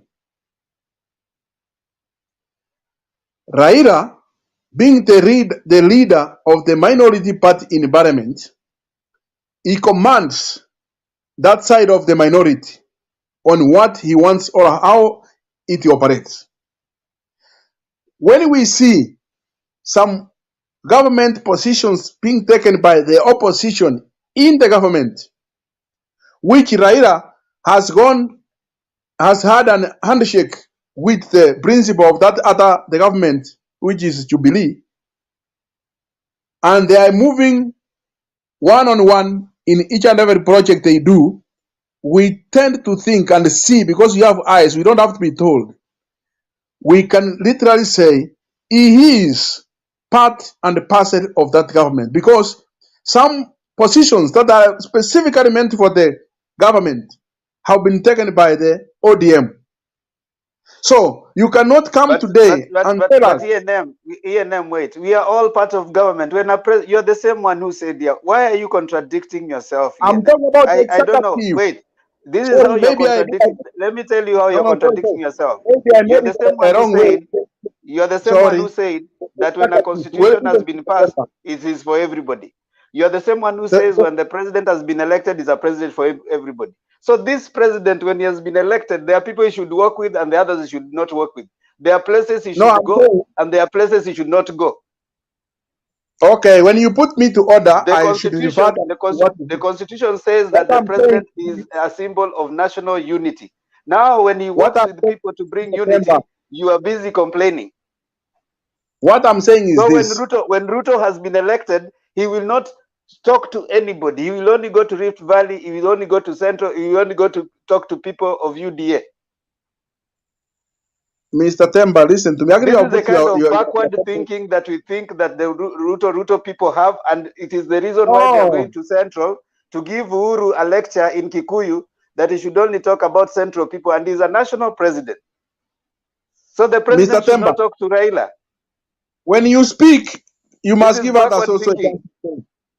What I'm saying here is, if I made a mistake to say government, I meant the executive. There are some executive positions which are meant for the majority party in parliament that were not supposed to be to the Who opposition, which is said? the Who minority said? party. Who said? Where is the The constitutional provision for constitution, that? the constitution says so. No? Where's the constitutional provision? Which No, position? we can argue. We can argue No, for which this. position? No, let's be factual. Which position is meant for Oh, let majority us in not parliament? argue on matters which you know. I Which might not get position? the letter of that No, constitution you where need it to is be as of now. factual when you're But talking. Which position? you know what you are talking. You are No, trying to which defend and position? depend on the air. You know. No, So to let's be me, factual. E&M. Which positions? which Which positions are meant for majority in parliament? Which ones? the position that the Gladys Wanga is holding is for which what is it for? Is it for majority in parliament? Have you read how committees are made in parliament? It's not about the committee. That's not a slot for the No. committees. I asked you, have you read about how committees are composed in parliament? Yes. I will not tell you anything beyond that He because you are hasn't wrong read. on that. He But hasn't you read. He cannot doesn't know. say He hasn't read that because he doesn't even know how chairmen are chosen in committees. He hasn't read. That's why Gladys he's coming Wanga here with cannot be the the same chairman propaganda for that this is meant finance. for. No, wait, E&M. You will not come and not speak facts, speak the same propaganda. Which positions are meant for which people that have been taken? Okay. Oh, it's fine. You guys, let me just say this. You have your Yeah, time. don't speak on things that you have no facts on. Not propaganda, No, just facts. the Come only and problem tell that us you this is the have, fact. and this is eating you badly, is pride that cannot take you any far. You No, don't give others the when chance. you lack facts, you don't come and say pride. If you don't Before, have facts, you don't stop have facts. You abusing don't give others a chance. You just celebrate here. my At the end friend. of the day, when we are counting the votes, they are not there. No, what ENM, facts? Well, ENM, but abuse we people. cannot sit here to listen to lies, please. You You have also to see, know that it is There very is no expensive for us civilization to in stay here lies. to listen to lies. ENM, you have no facts. So if you have no facts, you don't just start saying people are whatever arrogant. You come with facts. Stop propaganda that is being used by politicians in the political podiums out there to try and make you vote for them. Oh, you see, they have taken the position. Constitution has nothing like that. The Constitution actually gives the president, he is a symbol of national unity. He can meet anybody he wants to meet in Kenya for as long as he's the president. So coming to tell us that you see, because Raila has met the president, president can meet Raila, he can meet even the people in the village, he can go anywhere. You don't come and start saying, since Raila had the handshake with the president, he is a symbol of national unity. What does that include? So when you come and start saying that is wrong, then you are the guys who are balkanizing us according to tribal whatever cocoons. And right now we are you are saying the same person propaganda machine went to start giving the president some lecture in Kiambu that he should come here and tell us he is taking maendeleo in Nyanza, as if Nyanza is not Kenya. Then you come here and you start saying that is a good thing. I think no. you We are guys only saying you need to Ruth go back Raila and come must with the facts. accept. Raila must accept that whatever the government of Kenya that is in place has befallen, whatever it has not been able to do is part and parcel for that. That's only what we want you guys to agree. We are not saying there's anything wrong with that, with the handshake or whatever it is. If we came, they handshake and they can do development for us, well and good. But he must accept that if the government has failed, he's part and parcel of that failure. Because he's inside it. So, can you tell us the failure of this government? Can you tell us the failure that the government has done? That you are the failure of this government right now, we were following here about the issue of importation of maize. Why is the maize being imported up to this day when Kenyans have maize? Number two, the maize is being imported. Wait, maize is being imported because the deputy president. Wait, I can give you facts on that. Maize is being imported because the deputy president. I give you fact on that. The maize, the deputy president. One of his guys said that he has 5,000. He has 5,000 maize that has been he's planting. He's the one importing. No, Bernard, wait. Just wait, Bernard. Wait, Bernard. We have been here with them for long, so don't worry. Ngoja Bernard. We ngoja Bernard, umekuja saizi. We ngoja. Wait, Bernard. Bernard, wait. Bernard. Bernard, hold on. Yes, ENM. I can give you. Bernard, we love you, Pastor.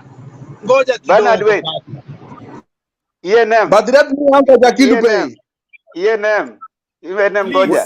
You people ENM are not having a conversation. ENM Goja. Bernard, we have been here, Bernard. Relax, Pastor. If you listen, ENM. We have been here since Bernard, relax.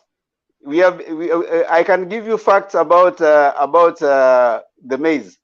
It is the deputy president. His lieutenants admitted to planting 5,000 maize in Congo, and he's the same one who has created that artificial maize. And ulisikia ule jamaa alisema walikula bwana. So can you talk on that as you are speaking, as you are responding? No, wait a minute, Mr. Temba. This is the government of Kenya, which is run by Mr. Dr. Uhuru Kenyatta, being the president. They have a right, like the other day, when there were this electricity was being stored in those meters and transformers, the president gave an order that scrap metal businesses must be stopped. That was an order, and I don't think there's anything going on there even as we speak now. So you cannot tell me that the deputy president has a right to import maize to Kenya when we have maize from our farmers which are not being absorbed by the country itself. Number two, if the government has not failed, Mumia Sugar, I don't know, Transoia Sugar Company, Pan Paper, those are the companies which were helping Mwananchi in those sides of the Western. Why have they not even hawajafufua hata moja kama serikali haijashindwa? La mwisho ni hili, kama serikali haijashindwa, wananchi saa hii hakuna mtu mwenye ali, kila mtu analia hakuna pesa. Where is the money? These MPs and MCAs, when they get something like something in the parliament, they are given 2 million each. MPs, they are given money even in parliament, just being given money. Someone say that Azimio does not give money. Right now, in my own constituency, there was people who are being paid money because they attended the meeting ya Azimio in Muranga. And right now, as we speak now, we have the evidence of who was giving the money from the Azimio. So let us not bury our heads in the sand, saying that the government has done what it has done, building the infrastructure, but also with that, we appreciate it, but we want to feel, the common man to feel that that economic theory which they are giving us, let it be practical to us who are on the ground there. People cannot be dying right now. You are telling me here on Mutembei TV. I'm finished with this one. This is the No, last one. wait. You can't keep on talking, and people want to ask you questions. Even Alex want to ask. You're moving from one point Let to me another. finish. Can you? I'm finishing with Okay, this one, then you ask finish me. so that. Okay. Okay. Yes. Sorry. Let me finish with this one. Right now here, we have this what we call devolved government, whereby we have gone down even to the counties. Resources are going to the counties. Then you are telling me today here, and I'm not saying this in a very bad in a bad way, but I'm saying in a very clean way that we must contribute through Mutembei to help someone who is dying in let's say Washinigishu or Kisii or somewhere. When we have the government before up to down there, it's a failure of the government to implement what is supposed to implement. So you cannot say that the government has not failed. So Okay. we want to ask. Can I say that there's a question from Jakindu Bay. Yes, Jakindu. donation? ENM, can you mute so that Jakindu can be heard? Jakindu, go on. I want to tell this guy about donation. Yeah, England, they still donate for their own people. Like this year, they have donated like 25 million because there are some people who are still very poor. So you can't say that in Kenya we cannot donate. If we could donate, that is the government has failed. It's not like that.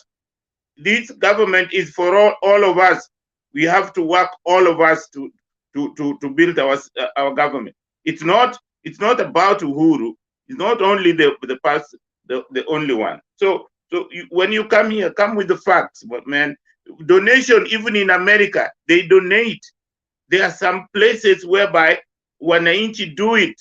So if we are doing donation, it's not that the government is completely failed. There are some places we have to do it by ourselves. That is what is called umoja. You see, that is in line. That is not to say that the government has failed. Okay, Alex, you had something you wanted to say? No, I just want to welcome Bernard back while you are away, Bernard.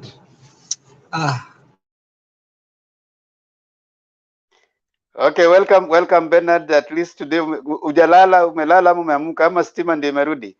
But ENM, what we can say is, okay, what I'm picking from you, ENM. I mean, it's you're not the first one. You are coming here with that kind of narrative. And for some reason, by the way, every time we try engaging, when we have questions coming to people of UDA, they start going round and round and round, repeating the same kind of narrative. For some reason, there are questions you have responded to very clearly. Number one, you have responded as, at what point did Ruto stand for change? You have refused to give us, or maybe you don't know. Right now, you are going round and round, and you keep contradicting yourself. One time, you're saying that the government, has he gone? Oh, he's here. You're saying that the government, once it has been elected, it is now for the people. Then the next time you are trying to go against the same thing you have said. And the constitution has been passed, we follow it. The next time you are actually contradicting yourself consistently. One thing I want to say, and even when we try to hold you accountable to some of the things you're saying, you cannot actually pinpoint where they're coming from, so that we are actually noticing is the same narrative that is being used. There's a narrative that is used by politicians when they're campaigning in the campaign podium. That one is for them to seek votes. When we come here, you interrogate you. For example, when you say that, you see, there are positions that were given to the other side that are not supposed to be given, is there anywhere in the constitution where that is pointed out the way you're saying? Do you know how committees choose their leadership? Do you know what is happening? Like today, Jubilee kicked out some of the chairmen because for them they felt these are people who are not having an allegiance to our party. That is a Jubilee problem, you see. Now later you're saying the government has failed. The same deputy president that you think stands for change, you are saying his government has failed. So who is the first person that should go home? The same deputy president who has refused to get out of that position. So he's holding both the successes of Jubilee and the failure of Jubilee, which you are saying. Let me hear from Njiru before we now move on to someone else. Yes, Njiru. Okay. Yeah, thank you very much.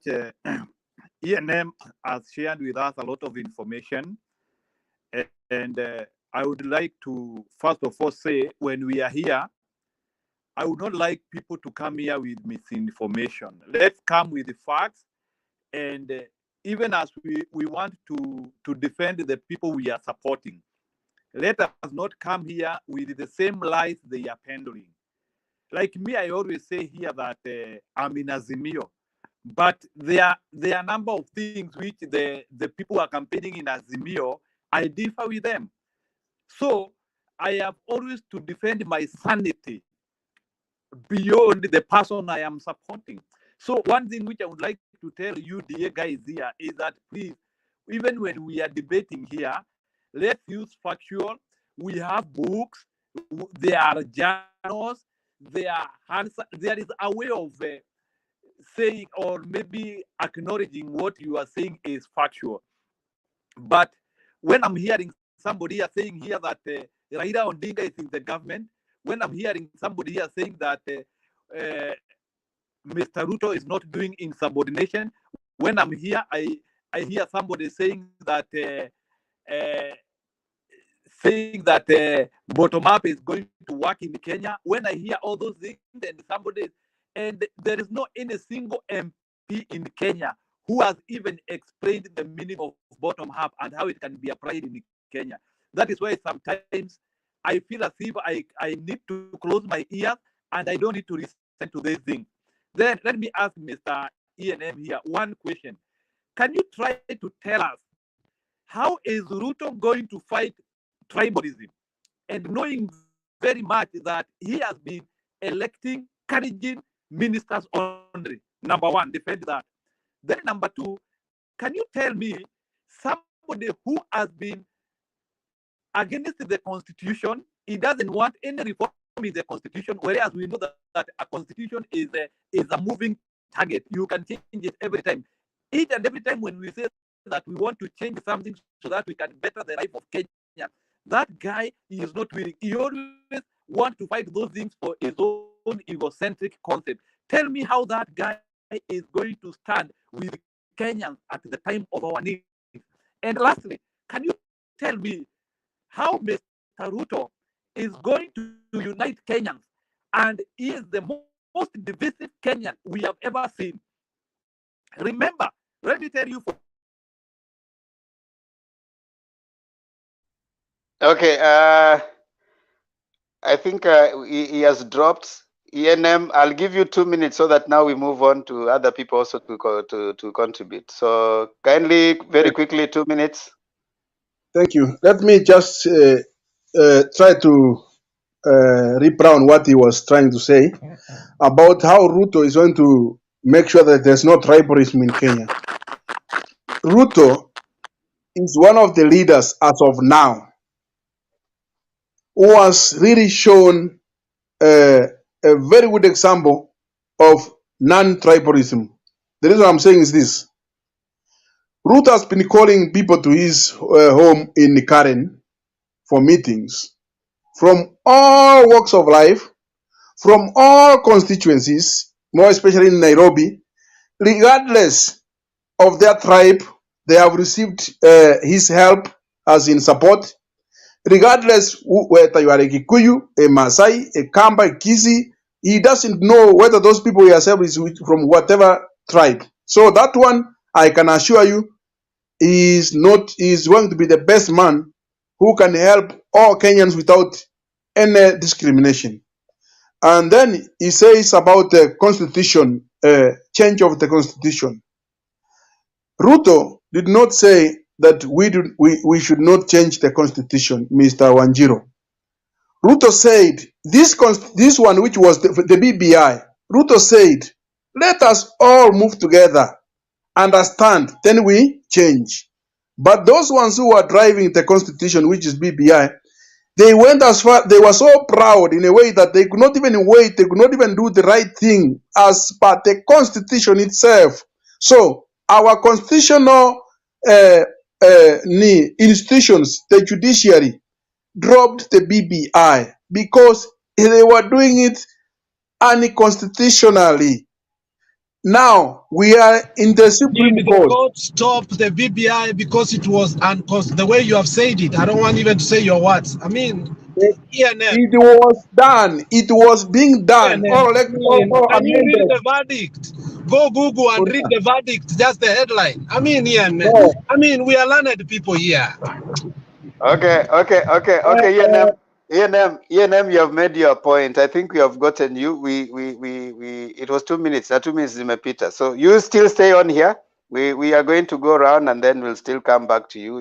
You are still here. I hope you are not. I haven't had the third one, so I haven't answered the third one. I had given you 2 minutes. So 2 minutes. You'll answer the third one as we move around. Kindly. We have other people who also haven't. Just stay right there. Stay put. Don't worry. We have. Ziana, Selina, David, Karibu, Domi, and Bernard. So we'll start with Bernard, and then we come to Ziana, then Selina, then David, then Domi. Bernard, Karibu.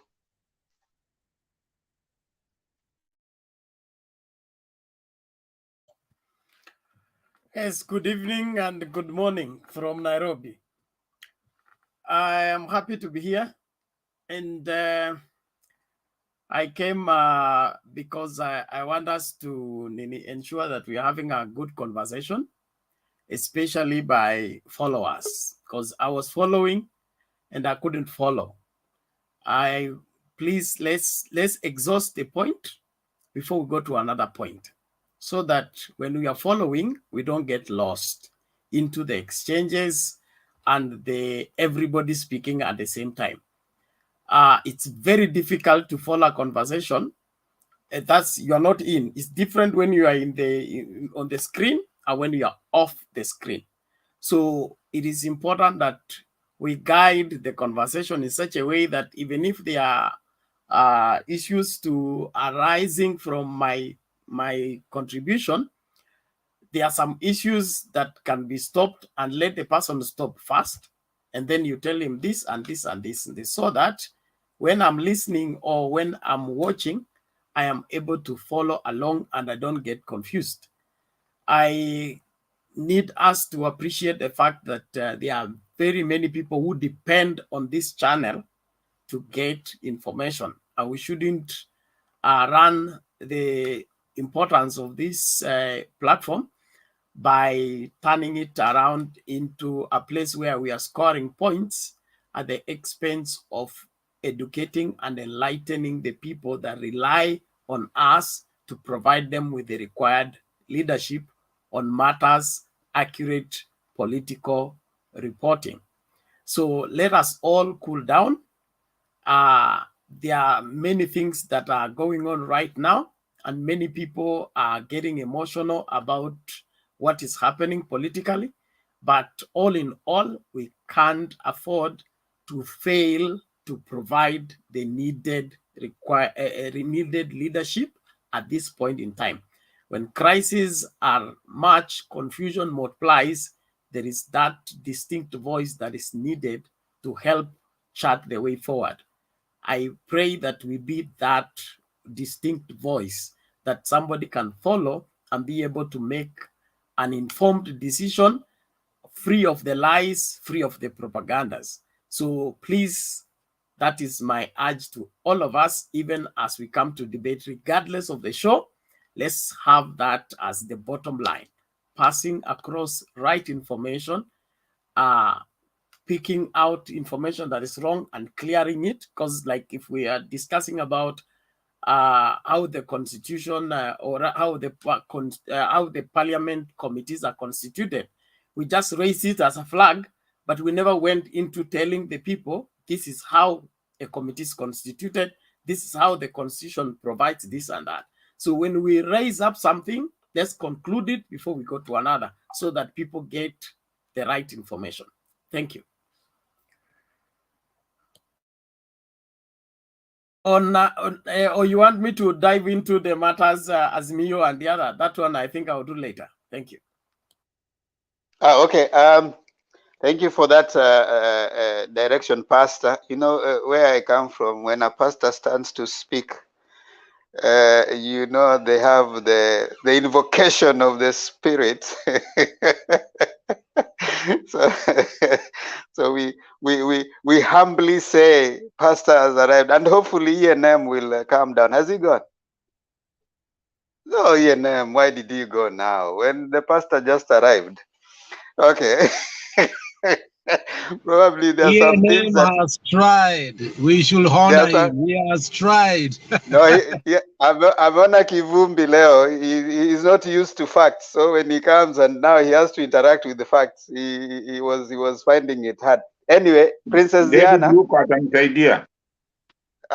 David ni mtu wa Azimio, lakini saa zingine anakuwa ako hivi hivi, so acha tusikie. Ziana, vipi? Nzuri bwana Temba. Hivi utaongea, utatoa mawazo yako? Wacha wengine watoe mawazo kwanza. Nimekuwa nikisikiza mpaka nikaona pasta ameingilia kati. Sasa tuwashukuru kwa sababu pasta ametoa neno. Pasta, unajua pasta akishasema bana, sasa sisi wengine kina Yahe tuna lazima tufuate, manake inafuatwa na upako. Sasa kina Yahe kama swala la upasta. Relax pasta. Sasa umekuja hapa tukasema mtakatifu pasta, usikae mtakatifu, usikue Petero. You have just reminded,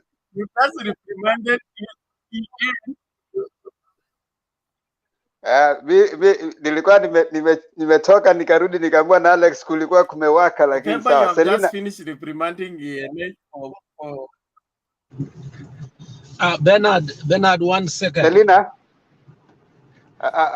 Alex vipi? Wacha tusikie Selina. Siwezi, asante, lakini siwezi ongea. Wacha tu nijinyamazie nisikie watu wakiongea. Sawa Selina. Kwani hivi hao watu wamekuingiza baridi? Ako kazini nafikiria. Ameingia baridi, lakini madharau ni mbaya. So Alex, asante. You stand on my side. Nataka kusema asante, lakini nafikiri tukitoa maoni tukiwa hapa tunakuja wote kuongea, lakini for today anyway, we call it a day. Kila siku si siku za kusherekea, so hivyo ndiye nataka kusema leo. Wacha nisikize.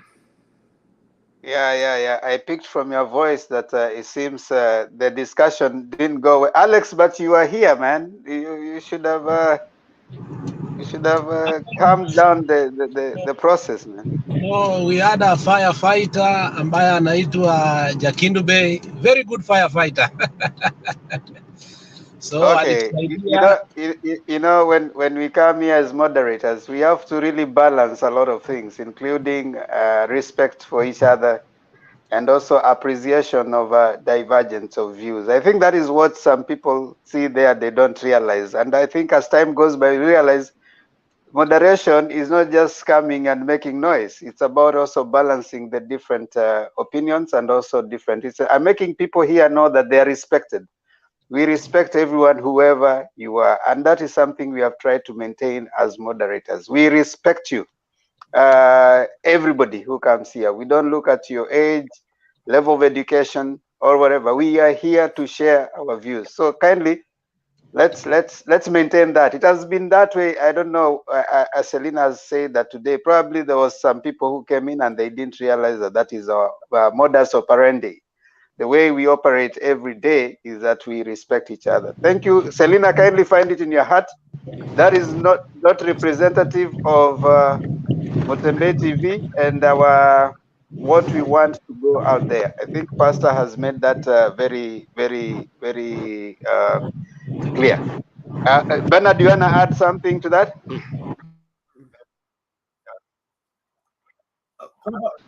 Just a moment. Yes, I would just suggest that I think after this we need to have a kamkunji as moderators so that we set some things properly. It is important that we respect everyone as we come on this public platform, because we are here as resource people. We are not here as hecklers and time wasters. We are here as resource people, and we are being depended upon to facilitate an opinion that will help shape the future of this country. Now, if we are resource people, we need to be resourceful in our contribution, and everyone at all levels, that is a resource that we have to rely on to help chart the way forward. And so abiding by the standing orders is very important. And there is no harm throwing out somebody who is out to mess the platform, because the experience we had in the WhatsApp group the other day, somebody coming to spoil the platform. There was the other day, the other guy was threatening that he will hack the channel. So we are not just here conversing, we have aggressive adversaries out there who would want to spoil for us the platform. And so we must tread very carefully and understand that beside our coming here and having a good conversation, there are people who would want to turn this into something that, in fact, there are those who pray for it to close because it is causing a lot of problems, especially for those who are living on propaganda. Their means of earning is doing propaganda. Now, when their propaganda is blown off, they get angry, and now they come here under a different name, and they will want to cause problems. So I would want also to get everybody who comes here to understand that since we are an open platform, we don't regulate who comes in and who does not come in. We may not be able to control what you may hear, but we are able to salvage the situation. Please, let's have that understanding and that maturity of knowing that on every marketplace there is a madman. And so if you run into the madman on the marketplace, you know how to walk around lest the madman jumps on you. So it is important that we appreciate that. Otherwise, please, let's remain civil and let's build this country for the betterment thereof. Thank you. So Mama Selina, pole sana, but let's all remain put. And Mama Selina is in the platform with 2 gadgets, or she's logged in twice. That means there's a problem somewhere. but I think we'll sort that. And then watu wa kukaa nyuma ya curtain, you make the screen black. The people who are viewing this on TV, it looks ugly when everything is black and we have one face there. We are creating a monster in somebody's house when he puts out on the big screen. So please, let's try as hard as possible not to put the black behind the curtain, except you have lighting problem or you have a private issue you want to, whatever, keep off from the public. Thank you. Themba, go ahead. Thank you, Bernard, for the direction. I think it's loud and clear. In the meantime, as we are there, kindly put for us the just a lorry thing to be running. I'm imagining you can be able to put it so that it be running. Let me bring in David. David came in before Domi. Thank you, Themba. I don't know whether you are able to hear me. Yes, sir. The reason why I'm behind the curtain, I've been on the road. I'm just parking, actually. Maybe if you don't mind, you can give the next speaker so that I get myself to my desk, is when I can get off the curtain and talk. Okay, kindly. I can do that. Yeah, that's okay. Thank you. Okay. Domi, go ahead.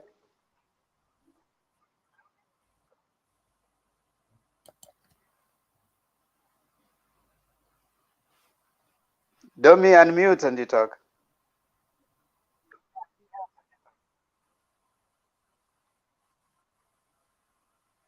What? It's done. Okay. Dan, Karibu, can you speak? Unmute the mic on beside your name. The mic is beside your name. You click on it, that crossed symbol of a mic. Unmute and talk. Dan. Unmute. We are just seeing your mouth moving, man. You click on the mouse on the mic beside your name. Okay, you can hear me now? Yeah, go ahead. Oh, okay, thank you, thank you. It's a pleasure to meet all of you guys in this platform. And it's a good platform, you know, it should be safe, as you have said, the moderators.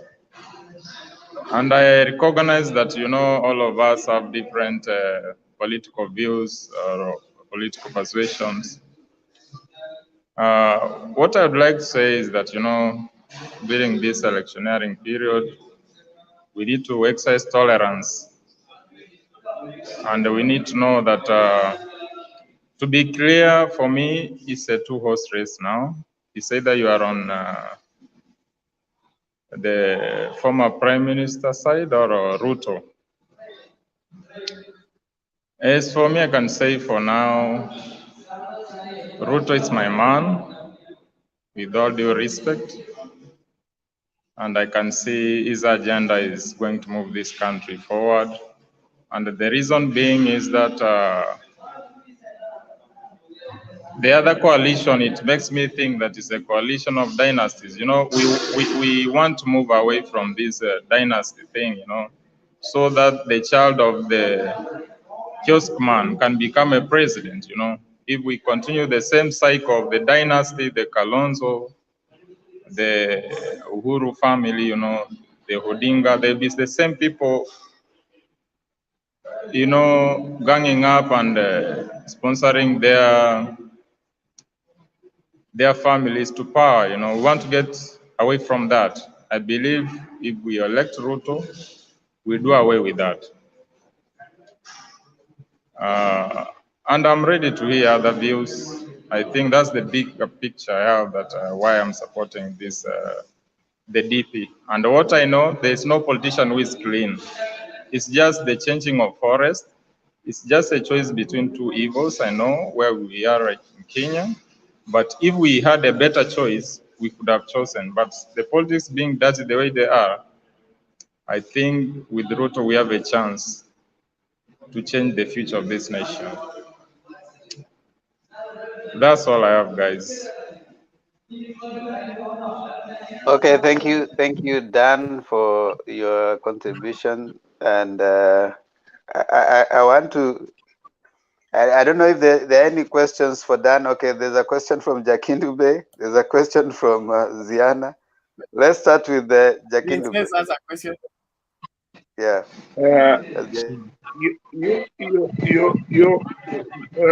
Mada yako ni kwamba dynasty ndio maana unamchagua Ruto, kwa sababu Ruto sio dynasty. Na je, Mudavadi je, ambaye yuko kwa kampi yake ni dynasty ama yeye si dynasty? Na mtoto wa Ruto je, siku nyingine akitaka kuchaguliwa utasema ni dynasty? Asante.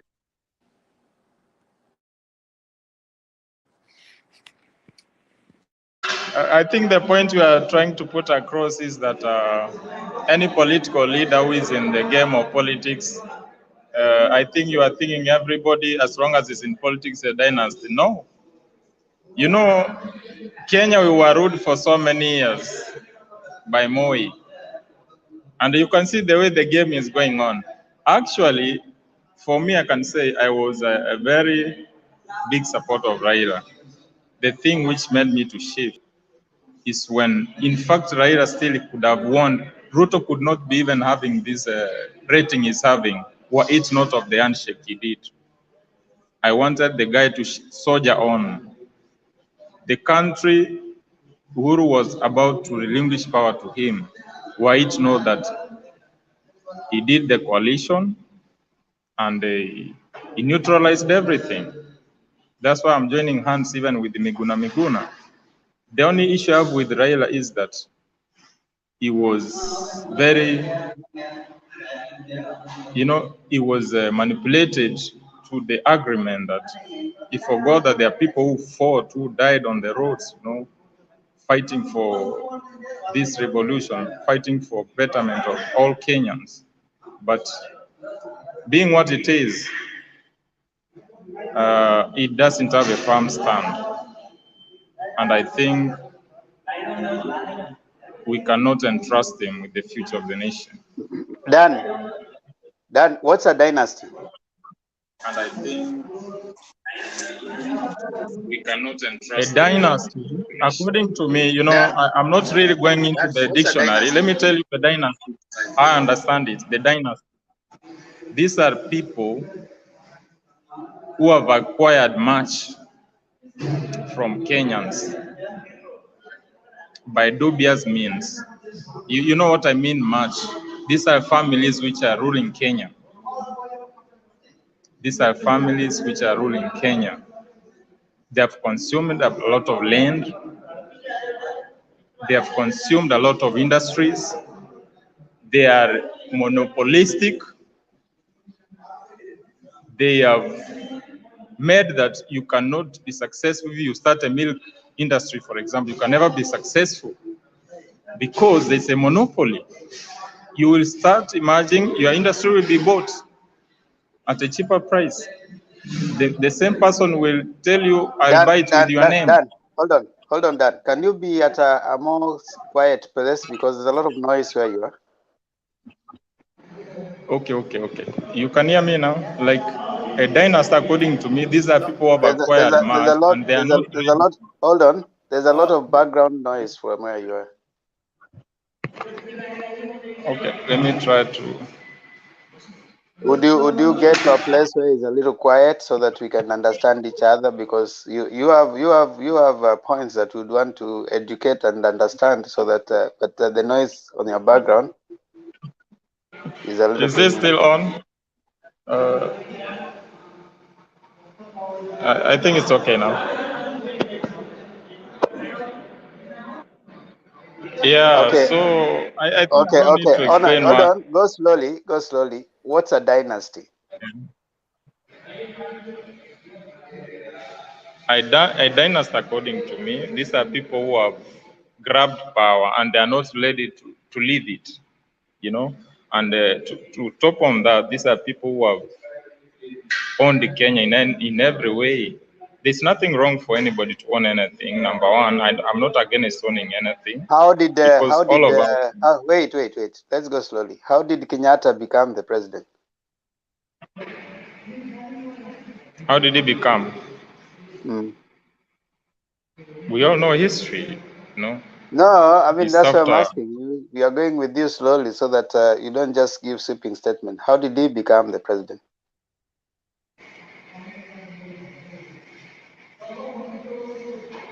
after the white settlers left our country, Kenyatta Okay, was in leadership. And then He was in leadership. Was it constitutional? Not how.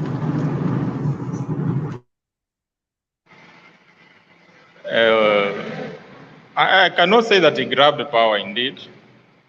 Was he it started constitutional? well. Wait, let's go slowly. Was it constitutional?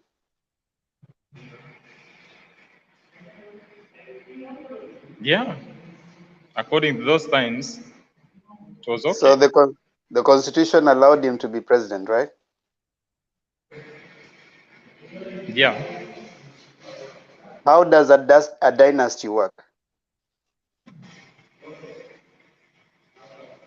The dynasty, you know, we will not also be talking about the constitution. Of course, they can manipulate constitution to remain every now and then. Dan, we are here to move slowly so that even you help I yourself understand and someone else to understand. You know, So how does a dynasty not a work? A dynasty ensures that the lineage Okay, I want to continues give be in you power. I want to give you an example. In America, George W. Bush Sr. was a president. Then later, George W. Bush Jr. became a president. Was that a dynasty?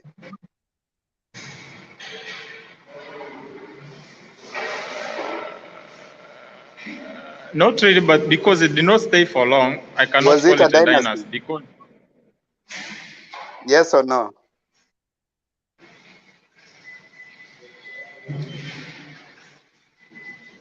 According to me, no.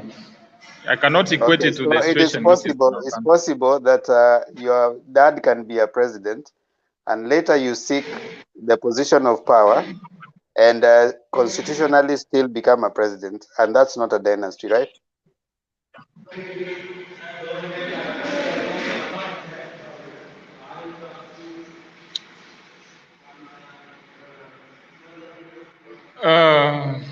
If I'm elected democratically, it cannot be a dynasty. But we all Exactly. know Now, this, wait. was How many presidents, Goja, how many presidents have Kenya had? that point I want to be clear. How many? You understand very well. How many presidents have Kenya had? Raila won. You know, I cannot agree that that's the No. thing. Wait. Raila won. Calm down. No, don't be agitated. Pole. How many presidents have Kenya? Let him proceed. That's what I'm saying. Like, he was not debated. No. We are all Kenyans. We know that. Wait. Up to now, how many presidents? Wait, Dan. Goja. How many presidents have Kenya had?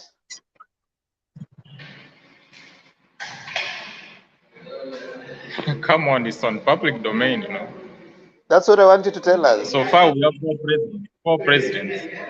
That is Kenyatta, Moi, Kenyatta, Kibaki. Kibaki, then Kenyatta. Kenyatta, Moi, Kibaki, Uhuru now. Now, is there are those people dynastic, or are they a dynasty? Have they is it a father giving to a son then giving to another one? Those are families who are friends, and you know, we know their history. It's only I would like to say I don't call it Kibaki dynasty. Actually, Kibaki fought like any other hustler to be in power, and I'm not against any tribe. Let me be clear. Even a Kikuyu can be a president again. I have no issue with that. Let's hear a question from.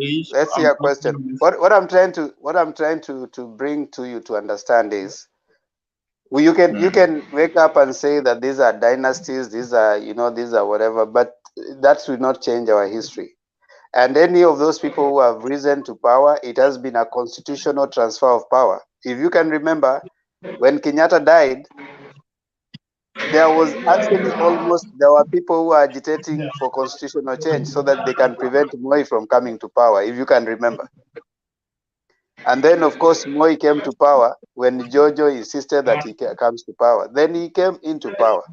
I also want you to understand that their ruling dynasty and their business dynasties. There are people who have been power dynasty, and there are people who have been business dynasties, right? So the fact that you are not necessarily a ruling power dynasty might not necessarily make you that you are not a dynasty in terms of the cash and money, and there are examples all over. So even as you are talking and as you come and you bring this thing, these are dynasty and all, you should look at it in the background.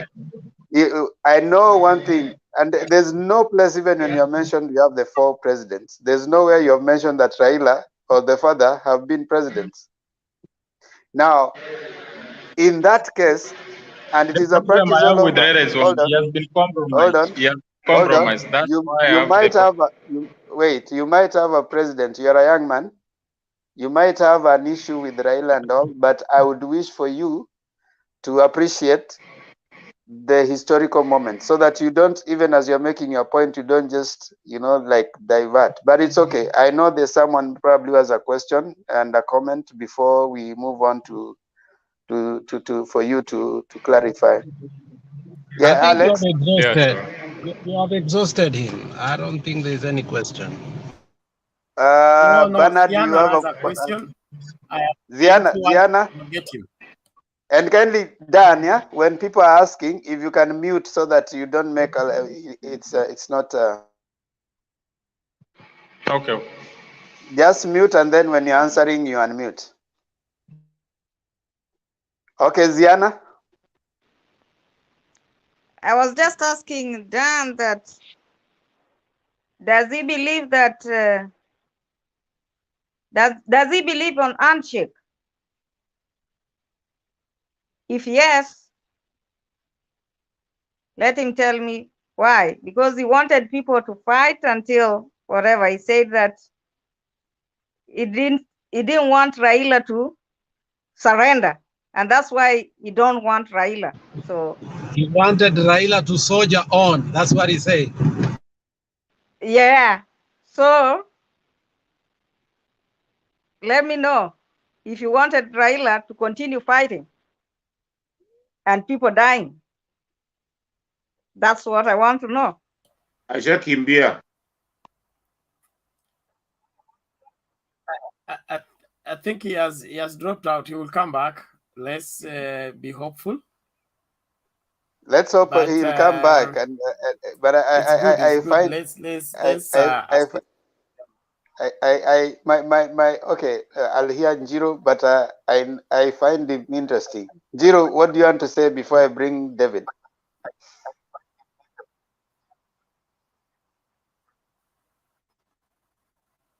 Jiro, are you there? And Jiro, your network today is terrible. Eh? I have a question. Bernard, can you mute? It's unmuted.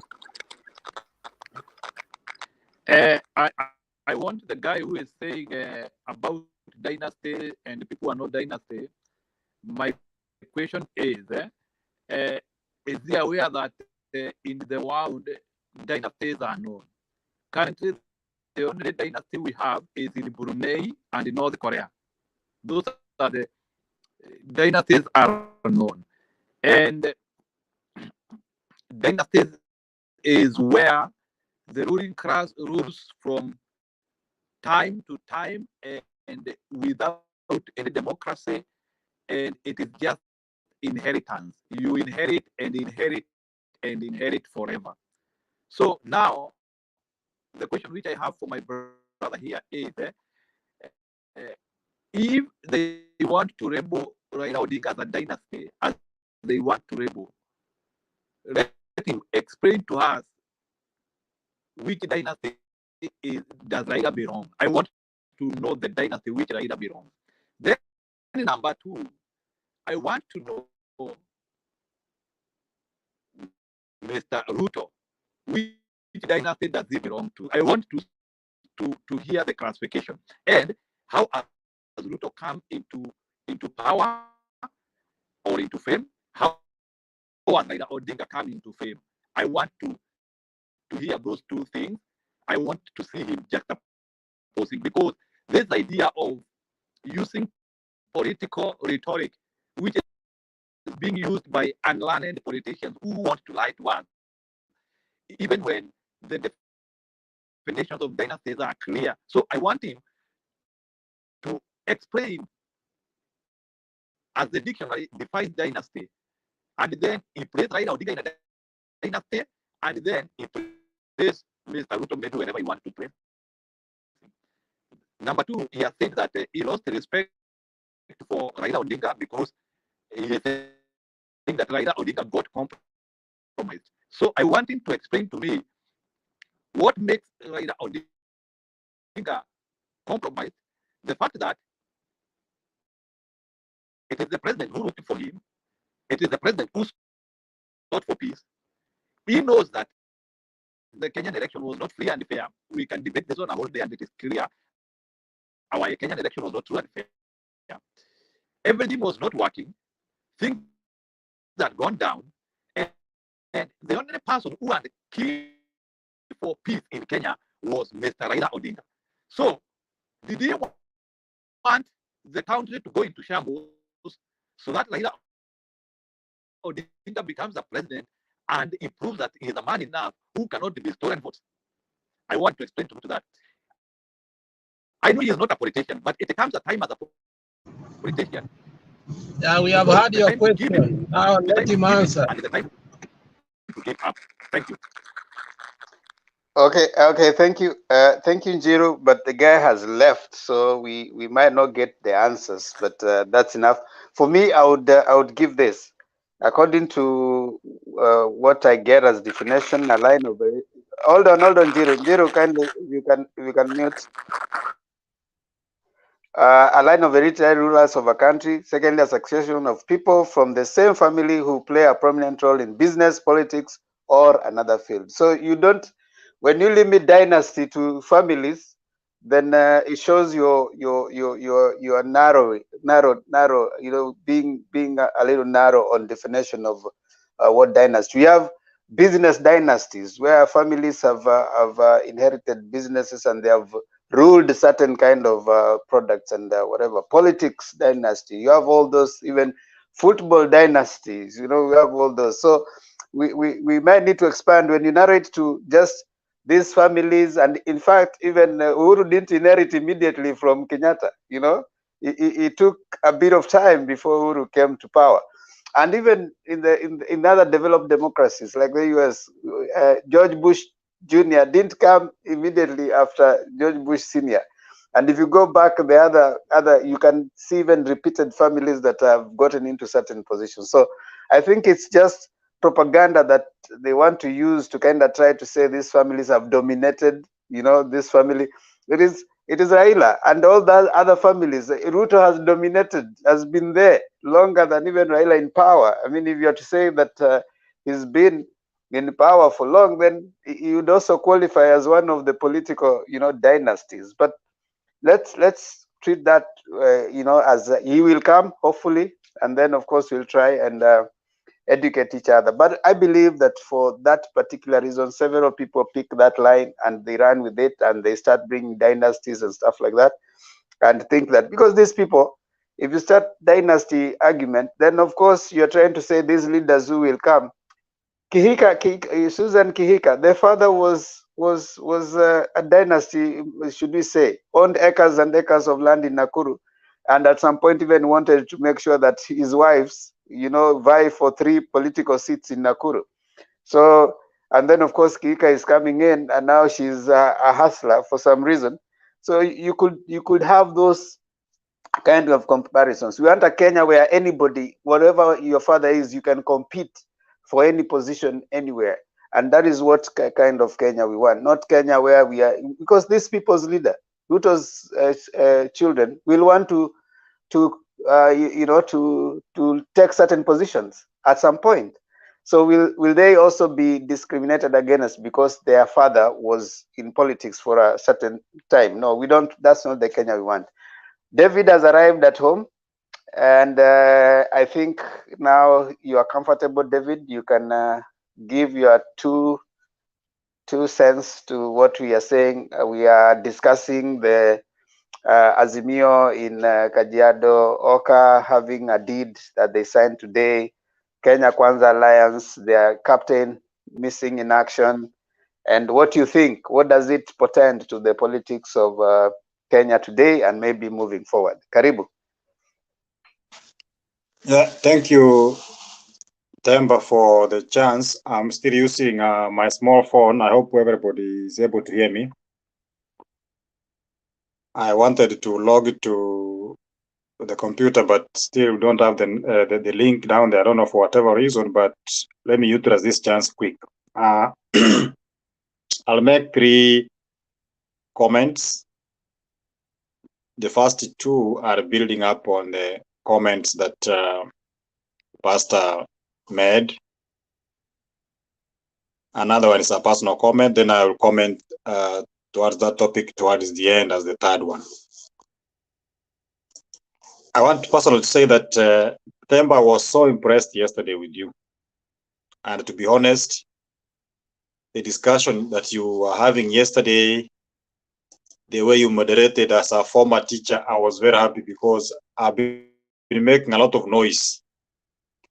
Even at some point, you never liked me when I demanded that once you are sitting on the chair, you protect the 2 sides. That one means the debate will be very, very interesting. People will wish. So can I log out from this one to give space? I remain with the computer. Yeah, that's okay. That's okay.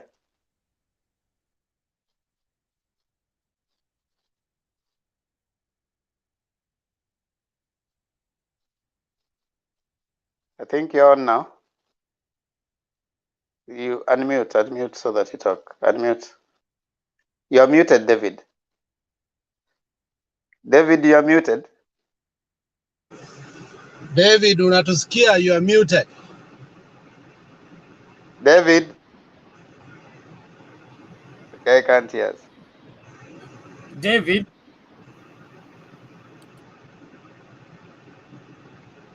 David. I think David. I'll have. We can't hear you.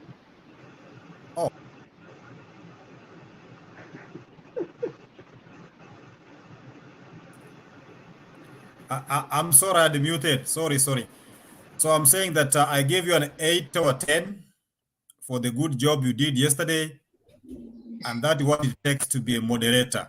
Really, the studio was full. Remember, you realize that people could not move. Even the coward can be there because they know Temple will protect them. In as much as we know you vote Papa, but when things go wrong, we rely on the chair to protect David, the David, you So you are thank mute. you, Temba, and I Wait, hope we wait, will David. continue improving Wait, that. David. I think Pastor Wait. adopted that before. Wait, David. Secondly, Pastor has mentioned that David. this David. channel is watched by many, and Hey, sometimes David we is need not to watch here, our hearing conduct us. and what we do. Is David That hearing comes us? up.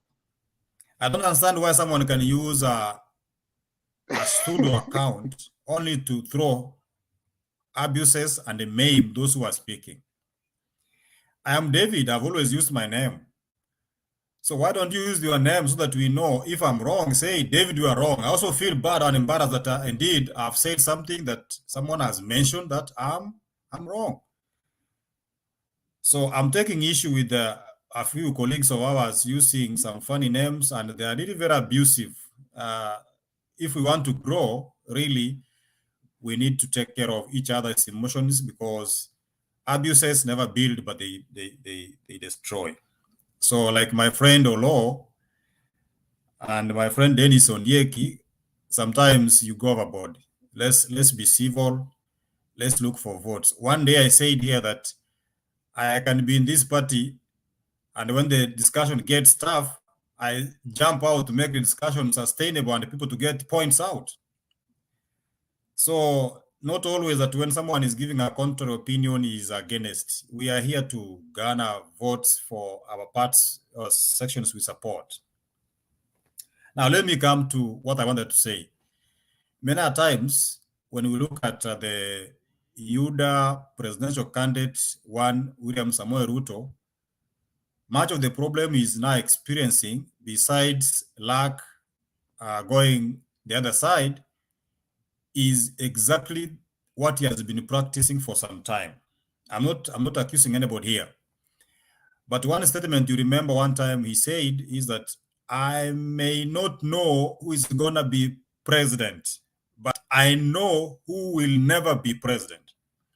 When you analyze that statement, what simply tells you is, I don't care who's gonna be president, but I'll block Bernard from becoming president. Or I block so and so from becoming president. So in Kenya, what we've been doing is actually blocking people, not because of, okay, for whatever reason. And we end up giving room for people that could have not even been elected to be presidents. So today, when everybody is up in arms, I think he's crying, oh, wanaume watu wameniamkia, wanaume wamenipangia. But it's the same thing we have been doing. Two, propaganda has been used by both sides, but we can't claim that Ruto has never used propaganda. The best propaganda he used, which I remember very well and vividly, is the Mao. When everybody was shying off from saving the Mao, one Raila Odinga took the courage and went to Mao. He said a very simple statement. Tumeondoa wale wadogo, sasa tukujia wale wakubwa. Tumeondoa Amena, now we are going to Umbuta. That's a paraphrase. But you know that thing was used to mean a lot. And people said, oh, jamaa tumemchagua ametuita Omena. Now today, when the bottom up is being beaten up, down, center, right, you know, people say, oh, mmekwama hapo. But it's the same game we have been using. So in a nutshell, to conclude, because people have things to say, is that as we proceed forward, it's my opinion, and I've said it in this forum from where I sit, that Raila Odinga's votes will continue increasing as Ruto dwindles. Why? As we move forward, the people from the mountain will start listening and obeying the voice of their leaders, be it, call them whichever name you may call them, but they will understand that they are supposed to be directed towards a given direction, and that is voting for one Raila Odinga as the best option than Ruto. Two, Ruto having chosen his guy from the other side, definitely he will lose a lot because the running mate factor has always been eating into camps, but it will eat more into Ruto's camp, given that the big chunk of the central guys will say we are now shortchanged, and the Western, Bernard can tell you they will never vote 100%. I don't know. They will never vote 100%. So as they move around, we are only confirming that numbers are increasing. We may not on the ground, but we get calls here and there. Baba's votes are actually increasing.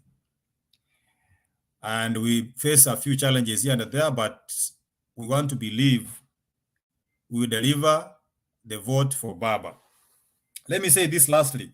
There is what we call in Kenya TJRC, Truth, Justice, Reconciliation, and Sijui what Commission. But I wanted to pick the first three. For people to heal, we need to be true. We need to deliver justice, and we need to reconcile. Kenya, at the state it is now, with the past political, how can I call it, injustices, the past political or funny elections done, they have hurt a lot of people. These people need truth, that indeed victory has been taken from some people. They need justice, and then we need to reconcile. And I believe that 2022 election will reserve the three major terminologies I've said: the truth, justice, and the reconciliation. A big group of people will feel, okay, in as much as we've been denied our justice by being rigged out, by being denied victory, at last, however long it has taken, it is with us. Now we can have a conversation, sit down and talk as Kenyans after the Raila Odinga presidency. And that's why, in my part, I believe that the vote for Raila will not only heal the hearts, but it will make people to rejuvenate and start all over again, fresh, to build their Kenya. The same spirit we experienced in 2002 when Kibaki became president. People were so happy, people were motivated, people were encouraged, people went out and worked. You know, Kibaki didn't give people money, but watu walijihisi wazalendo, watu walijihisi haki zao zimeheshimiwa, wametolewa kwa dhuluma, and people were able to work and improve themselves and hence the economy. That is the scenario I'm seeing come September 2022 after the swearing in of Raila Odinga. That does not mean that Ruto is a devil. He is a very serious competitor. He can be there. He has his time. And therefore, we need to treat our friends equally with some decorum and respect, so that we feel part and parcel of Kenya as one people. Thank you for the chance. David, can you hear me?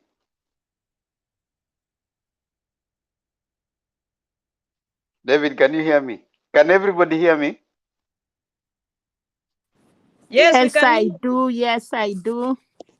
I think David has issues with his audio. He can't hear us. So I think that's I'm hearing you. You know, when I switched from the phone to the computer, I think I never put off the YouTube, so they were running too.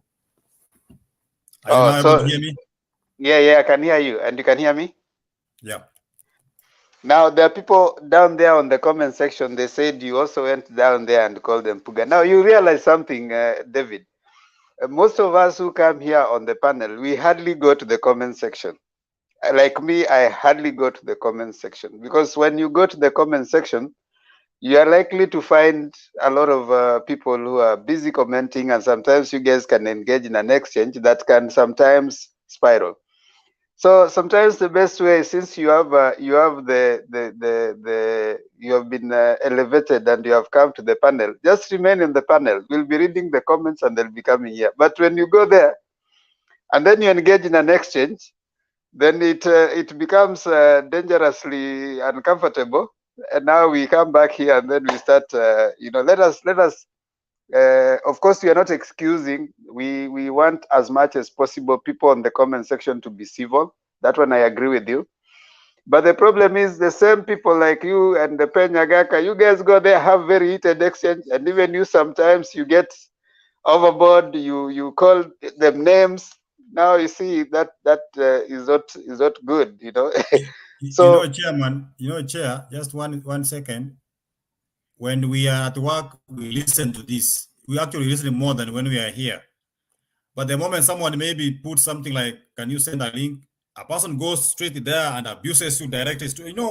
Like David Olo, why do you keep him? You tell me off. I mean, I'm communicating my mind, but he cannot answer for me, abuse me. I'm not answering that. It's okay, David. You don't have to respond to everyone. Some people will pull you down. Now when they say this is a wording I saw somewhere, which I think can be helpful. When you fight with a pig, it will pull you down to its level, then it beats you at it. So you see, once you say give me a link and mtu a comment, wacha tu endelee comment. Just to de-escalate, don't comment. Just move on to something else. Now I want to bring on, but I think we ask Alex, can you mute?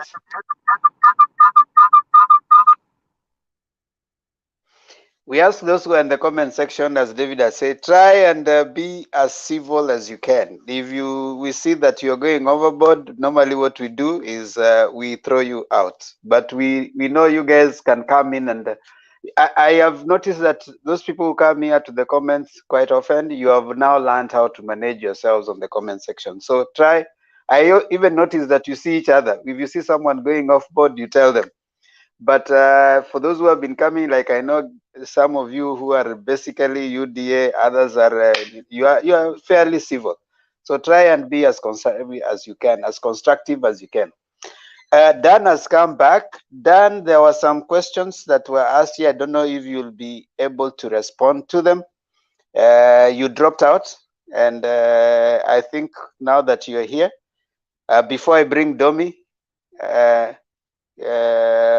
let me bring Domi first, because Domi has been waiting, and then maybe we'll allow the questions to come to you. Domi, before you drop off, karibu.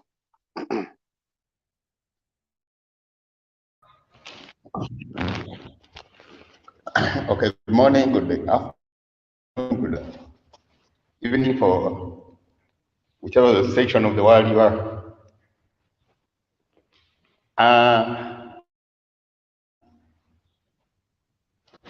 Before I go to my submission about the Kajiado meeting, I think I want Dan said something that I need to I beg. Here, there are some positions you can find yourself in as a citizen. Some of these things, they are man-made and they are manipulative. There are some people who try to get citizens to a situation whereby they are being forced to agree with what is wrong or what is not real.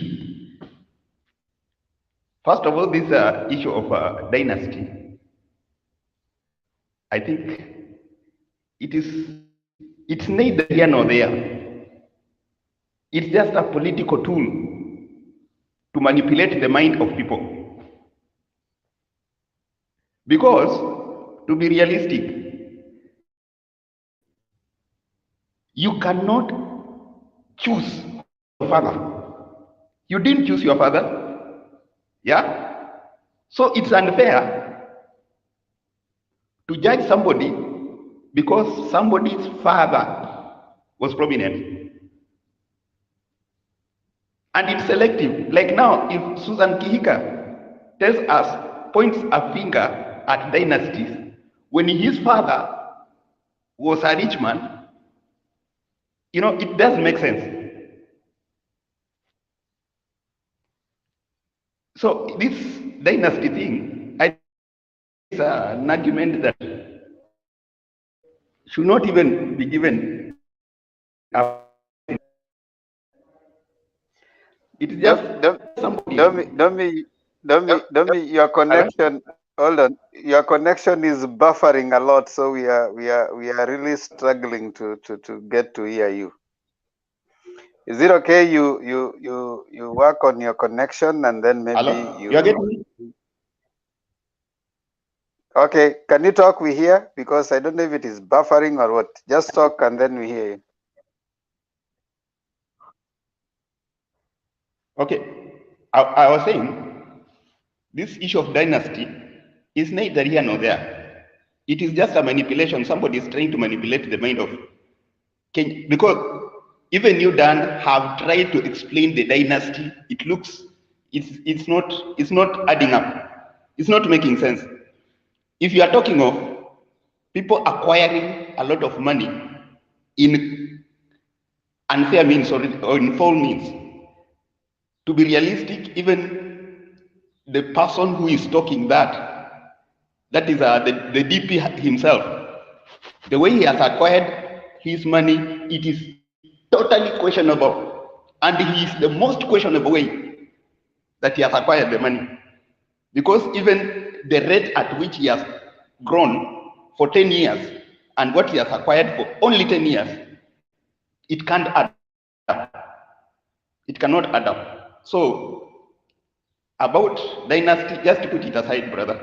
It doesn't make any sense. Okay, another thing, what I was talking about manipulating means, Ruto has managed to cause an artificial desperation in the minds of Kenyans, especially the youth. He creates a desperation, then he comes to tell you that is the solution. Somebody cannot come and tell you. It's like somebody telling you that, you see, the world is ending. He comes every day, he's telling you that the world is ending. The world is ending. Then he tells you that I'm only savior. And because he has repeated the same thing so many times, he makes the youth just, and then he ends up, he comes dishing out money. Now, because he's dishing out money, makes you think that this person is generous. And let me tell you, that is the way dictators do. They create a mind game, create an artificial desperation, so that you think that he's the savior. And that is exactly the way Hitler deceived. Do you know, even in Germany, Christians fell for Hitler. They supported Hitler very well because of he created the problem, and he comes to claim to be the solution. Dishing out money does not make that person generous. It is because there is something he wants from you. Look here, calling people in Karen, calling politicians in Karen of all walks of life does not make him a generous man, or does not make him a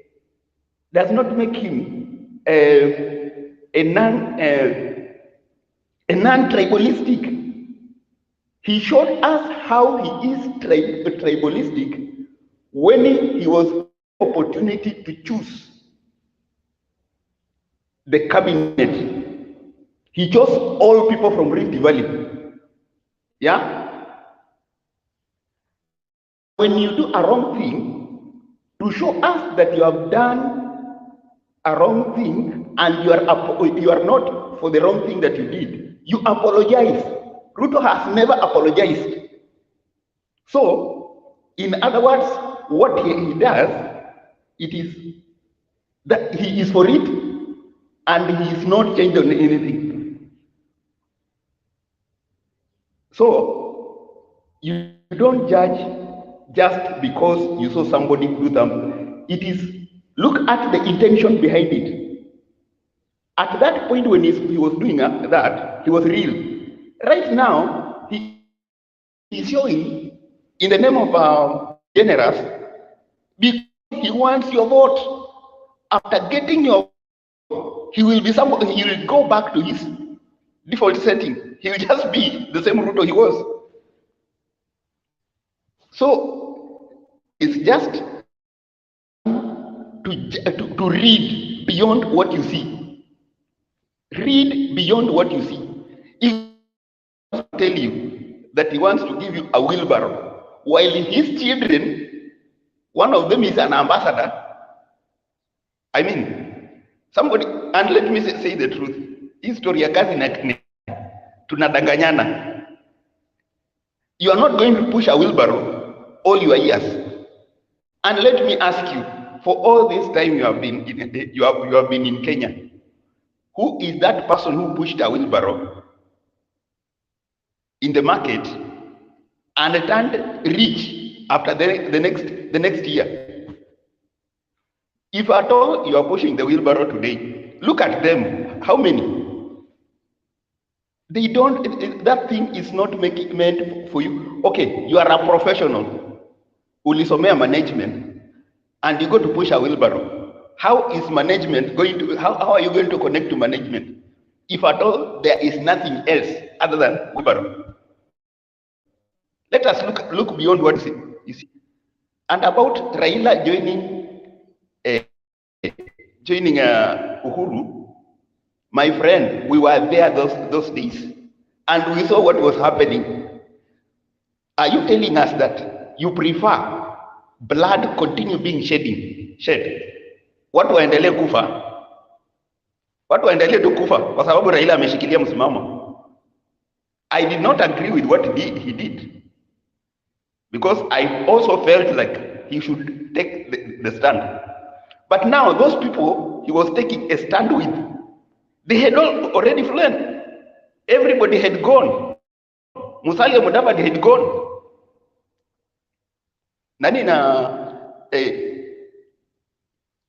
Kalonzo had gone. Everybody had started campaigning. Now, how can you pull a stand with those people you are with? They have gone.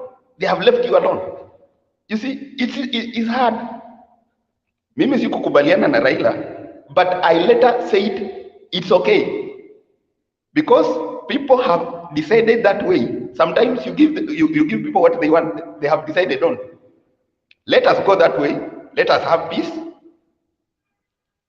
and later we will look for a way of trying to change things. If anything, I appreciate, because what they have done in these 5 years can be seen. Kama reli inaweza toka Nairobi irudishwe kutoka irudi iende paka Nanyuki na ingine iende paka Kisumu, na saizi wanatengeneza ile ya kwenda ile ya kwenda mpaka Malaba. That's something done.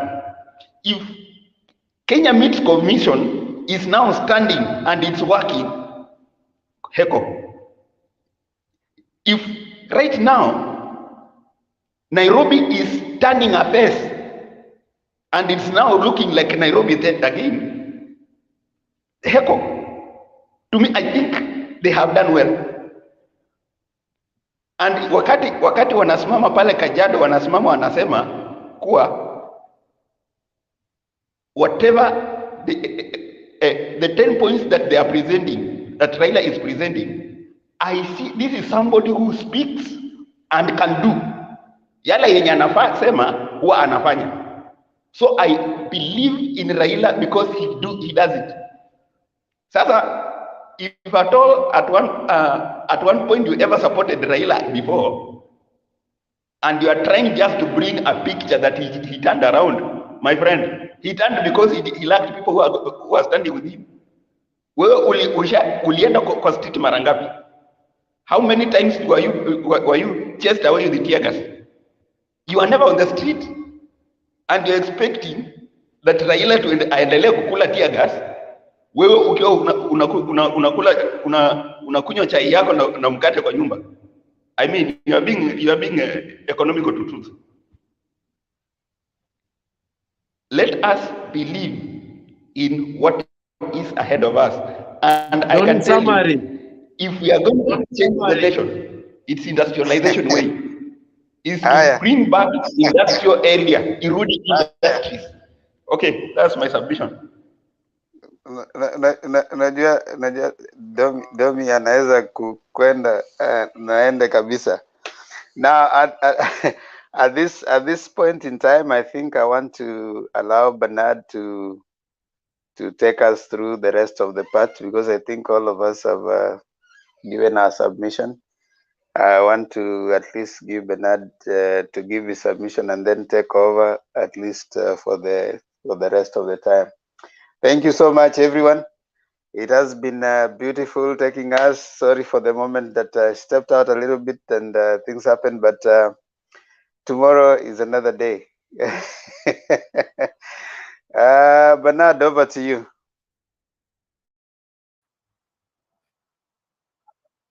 Okay, thank you, Themba, and I appreciate your standing in and keeping strong. Let's keep the conversation going. It's important. I didn't get the response for Dan. Did Dan respond to the questions from Jakindu Bay and Princess Ziana?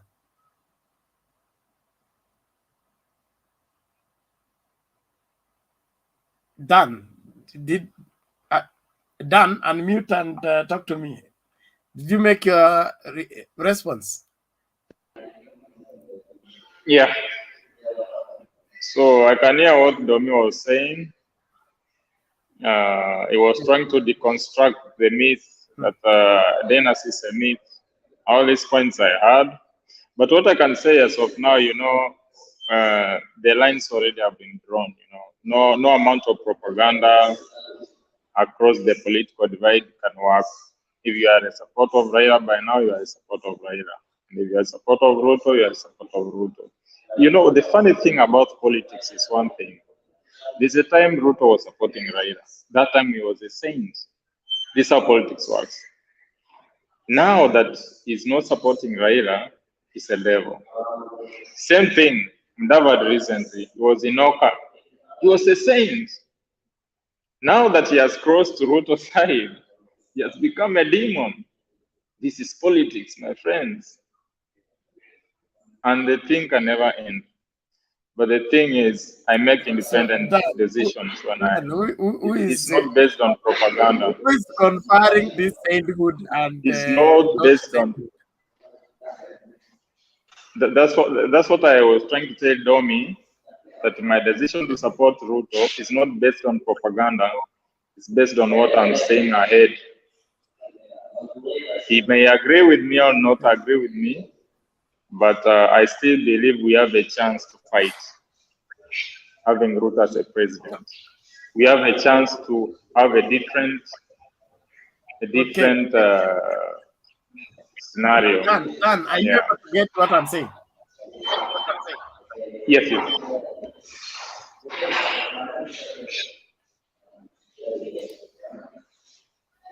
Yeah, I'm listening. Dan, I'm asking, who is conferring sainthood and not sainthood to people?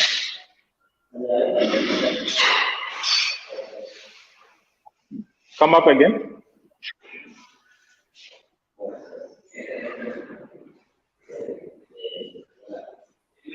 You said there's a question when Ruto was supporting Raila, he was a saint. When Mudavadi was... Yes, who is conferring one to be a saint, another one not to be a saint? who has this capacity good. of converting people into sainthood and withdrawing And them I from can the ask on top of that too, was there not a time too that according to Ruto's also Raila was a saint?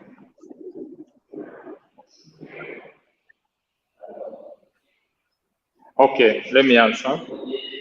The point I was trying to make, actually, this is a saint is a symbol, like someone is clean, you know.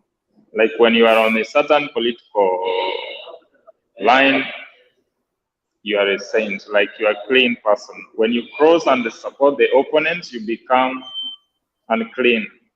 This is the situation that people try to doing others, that now this person has become dirty because he has doing this and this.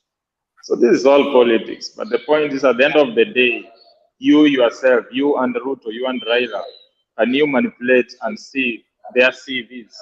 Can you independently evaluate without anyone persuading you to vote for him or against before you listen to the media? You know, the thing is, I cannot be manipulated by the media. All I want all of us to truly, if you have a stand, let it not be that it's because someone persuaded you. Let it be that you have evaluated this decision yourself. It's not the crowd mentality. Let's avoid crowd mentality and evaluate things and see what's the future of the nation. What kind of nation are we going to create? Yeah. Thank you, Dan. I wanted us to engage, but it seems like there is a delay, either from my end or from your end. I don't know which, but relax, I will come for you. Domi, what is it? Now, Domi, your Dan. hand is up. Hello, I'm saying, are you getting me? Okay, Dan, I want to make this correction, please. Yes. About persuasion or no persuasion. You see, it is all about facts that you get around. You cannot tell me that, okay, before you went to school, were you persuaded to go to school? You are not persuaded. You are forced to go to school. Did it help you? Yes, it did. Sometimes you are persuaded. Sometimes you are shown the way by those who are around you. So, trying to tell me that you are not, that you can change without being shown the way by others, you are operating on a lie. Another thing, here what we do, we bring facts around. You are saying that you cannot be manipulated by media. Yet the same media is where you hear Ruto saying bottom up, and is going to give everybody. He is going to do the bottom up.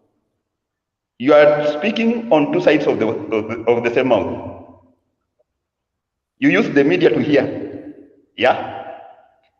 3, when we are pointing out the wrong things that Ruto has done, they are physical and they can be seen. 1, Muteshi's land was taken. He was taken to court, proven guilty in 2013, ordered to return land with 5 million fine. That is a fact, and it's on record. He returned after 7. He returned it after 7 years in 2020. Yeah. Then after returning, the guy died after 1 month. Okay, that is 1. 2, Weston is on government land. You also know that. Yeah. 3, When it came to time, hello? I hope you're getting me. When it came to time, I thought you you remember wanted the to ask a Mexico question. time? You're making some question. Okay, no, I'm just putting a correction to what Dan has said. What I'm trying to say is, we are That basing correction everything is on too Let's facts. do long. this It is not because propaganda. we are Okay, running out of time. Order, just one thank you. thing. Thank you.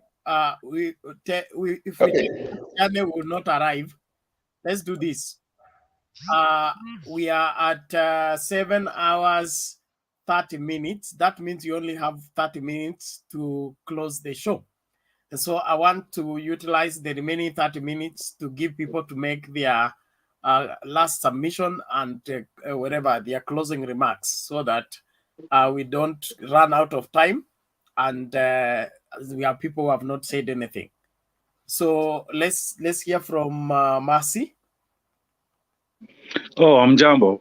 Bernard, Ziana, David, Domi, Solina, Alex, and Dan. So for me, mine is just to commend the show. Wakati niliingia, I think there was a fight before. I didn't know what happened, but nilikuwa nasikia watu wakiapologize. So I think the show today ilienda off the rails kidogo, lakini it's okay. Secondly, when it comes to David, when David was talking about dynasties, I think, to me, the way I look at it is No, mambo ya not dynasty. David. Dan, not David. Dan. When I look at what Dan said, and that's what is reflected. I mean, people are, it's kind of working with the Kenyans. Is about not even about political leadership. It's about the way I think Temba said, about more about business. When you look at it, unajua me, I'm a big picture guy. Why did Moi support Uhuru Kenyatta to become in office? So I think that's what Kenyans are looking at it. Okay, so why at this Mount Kenya Business Forum or whatever they call themselves, all of a sudden have gone to Baba? Because me, I think David is also on my side on this. We feel like now that we've supported Baba all this time, leave about Mambe handshake. But now it seems like, okay, so now these people are supporting you. And this is what Baba has been fighting all along. Not about rights. Baba has been doing that now. Watu wengine wengi died and fought and everything else. But now Aikuja kuingia, and these are the people financing him. Even when I see people like Wanjigi or whatever who are prominent and everything else, I can SK Machari and everything else. So what changes will he do? Because we've been held hostage by these guys from 63. What changes will he do to be able to empower the people? When you see, I personally am convinced the VP or the what you call deputy president of Baba will be Peter Kenneth. And I think these people, I hope he's going to be able to if he wins, Baba atakuwa mwenyewe, he'll become himself. You never know. Kila mtu ako na his own decision. That's how I look at it. Secondly, I'd like to correct Domi. Ameongea mambo ya Hitler. Hitler came into power, and the major reason, not even part of the major reason, was because of the harsh reparations that were done against Germany because of World War I at the Treaty of Versailles. So Germans started suffering, and Hitler capitalized on that, not because of anything else. Another thing, Dan alizo juu ya mambo ya dynasty about George Bush na kila kitu. Dan, I don't know if he answered or hakuanswer.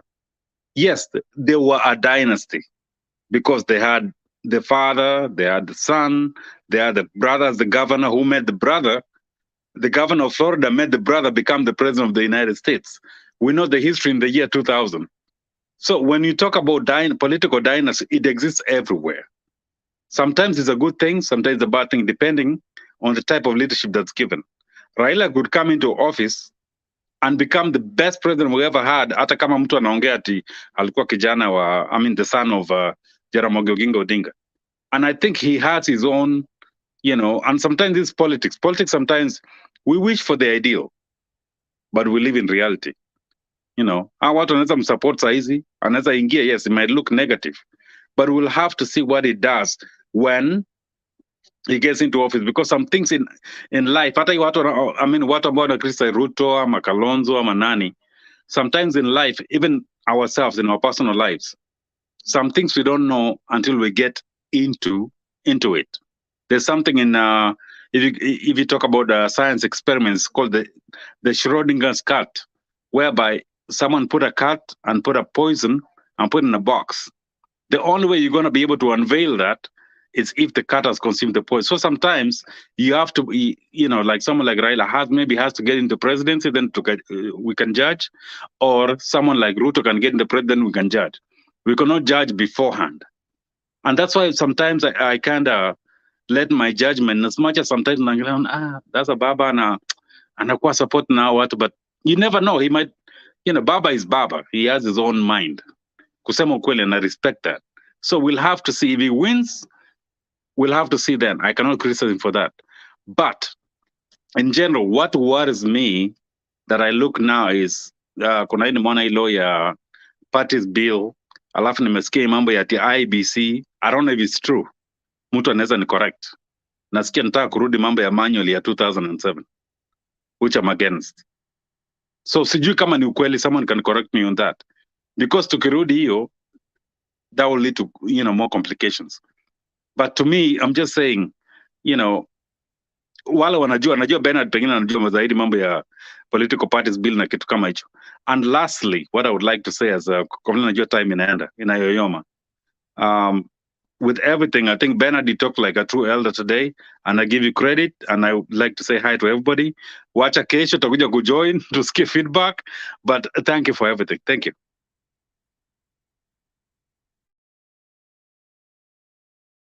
Okay, welcome. Thank you very much. Let's hear from Princess. Your closing remarks, please.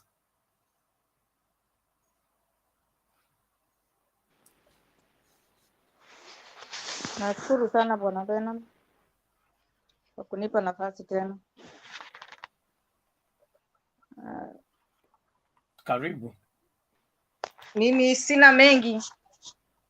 Leo nimenyamaza kama maji ya mtungi jamani. Sina mengi, ila hali ninaweza kuwaelezea Wakenya wenzangu ni kwamba tuende kwa uchaguzi kwa amani na upendo. Tuwachague viongozi ambao watatusaidia. Sio ati uchague kiongozi ya kuwa ni ndugu yako ama rafiki. Chagua kiongozi kwa vitendo mazuri, yale utakayoona anaweza kufanya. Ukiwa umeona MCA wako alifanya vizuri, mchague. MP kama alifanya vizuri, mchague. Senator, mchague. Lakini usiende ati sitamchagua kwa sababu ya ni mtoto wa fulani ama nini. Chagua vitendo, sio mtu. Mimi kwa leo sina mengi. Naomba tu Wakenya tuwe na amani, umoja na upendo kienda kwa uchaguzi. Ni hayo tu.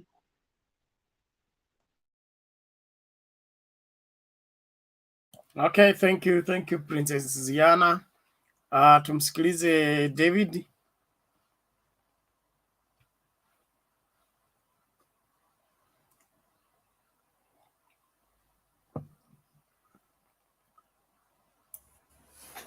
Asante Bernard. Asante kwa nafasi, nimeshazungumza. Sasa ni parting shot. I want to thank the members, fellow panelists. You have sat here for 7 hours plus. You know, some people are making money. It's a determination. it's worthy recognizing that the number of hours you put here are so important. As we move forward, I want to say that Kenya is our country. Besides our political differences, we need to look at things objectively, and let us encourage our people to come out, register as voters, and vote. I also want to say that we may belong in different camps. Let's continue impressing each other. Let's try to bembeleze kura. Let's not reach a point and say now we are done. We will not be done until it is done. So, like our friend Mercy, you know, Mercy is coming slowly. You know, is understanding that the trend or the current is moving towards Raila Odinga being president. Next time, we want to sit here as Kenyans and discuss how best we can have Raila's government delivering to the people. Not only singing for votes. After we have given the votes, we also need to see that the votes have been transformed into services that can improve the lives of common mwananchi. This idea of us supporting leaders and once they're office, we go kneeling up before them should actually stop. We should hold people accountable of their leadership. So, Dan, we want to beg for your vote. You are an able member. You have very good points for Ruto, but I wish sometimes I may go off, Bernard, because people are moving. So I'm not avoiding you. Let's give Raila Odinga a vote. As I said, kuna roho za watu tunaweza heal na Kenya iendelee mbele. Sababu umeona yale zile hujuma amefanyiwa, anashinda uchaguzi, ananyang'anywa, lakini sasa kama imefika mahali watu wamesema tumpee bana, tusiji tukawa tena kisingiti. I know you love your man, but give us that vote. Let's have a solid win. Then we sit down as Kenyans and say, well, we are back on track. Can we now chart our way forward as Kenyans? I hope we are not demanding much from you, Dan. You are so good. We are not calling you that you are supporting a devil. No, Ruto is a good man. But this chance indeed, everybody's looking towards Raila. Kindly give us that vote. It is very, very important, and we respect that. Thank you.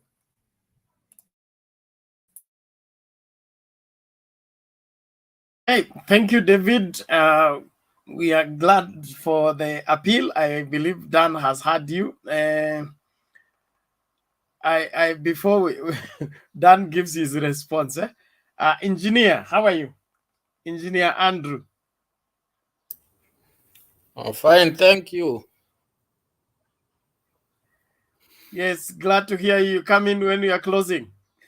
Yeah, I've been following you from the background very much, even though I've been working on some stuff here, but I've been following you keenly. So I just popped in to see what I can get, maybe a minute or a second, maybe to give some, maybe a closing remark. Yes, you're welcome. Do just that. All right. Thank you all. Thank you for your time, and thank you for actually being here and keeping us informed, you know, from various perspectives of our politics.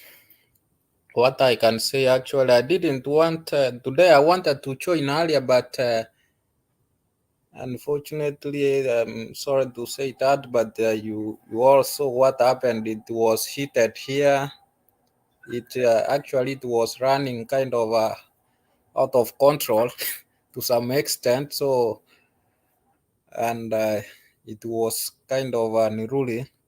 So what I can say actually is let's try to be a little bit, not a little bit, Let's each and every one of us demand respect from you yourself first, then before you can act or share with your friend or demand anything from your friend. If you respect yourself, you cannot actually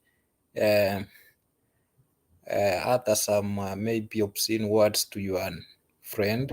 And more so, this is an online platform, you know, it's being watched all over from people around the globe, probably.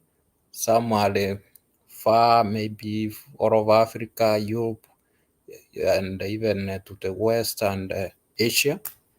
So when it becomes unruly and people call each other names here online, and sometimes up to an extent the moderator cannot manage to control the group, you know, it portrays a very bad image, surely. And we need to look on that seriously, because we need this channel to grow and the people actually to get entertained, to join more, and to be an educative platform for everybody. Because you know, we should agree and disagree respectively. So if I don't take your mind or your thoughts, let's just disagree with respect, freely, without even calling each other names. That's how we want to be, and that's what Kenya we want to build. So I'll say thank you, and may God bless you. Please, let's just look on how we engage on each other. That's all I have. Okay, thank you. Thank you, engineer. We appreciate your contribution. We must uphold that. I believe we are all guided.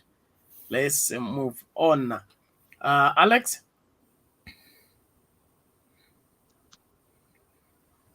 I know engineer was throwing me some stones, but no,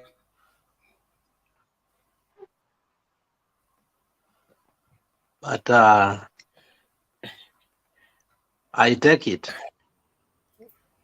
and I hope you watched the whole show and yes, I did. How it started. Yes, I did, but I'm not throwing on you. I'm just being frank. I'm not pointing at you. I just made a general remark. I mean, they are synonymous. Both of them are synonymous, what you have said, but it is right. The quorum must be found. And Bernard, I want to address you. Let me look at you so that you can see my seriousness. Bernard, I want to address you. I want to address you on this matter. When you are in the show, you take charge. As a teacher, David knows there is something called class control. You might be tiny, you might be poor as a teacher, and some kids might even be richer. But when you are standing in the front, you are the teacher, and everybody is a student. There is this 45 minutes to 1 hour that Temba leaves.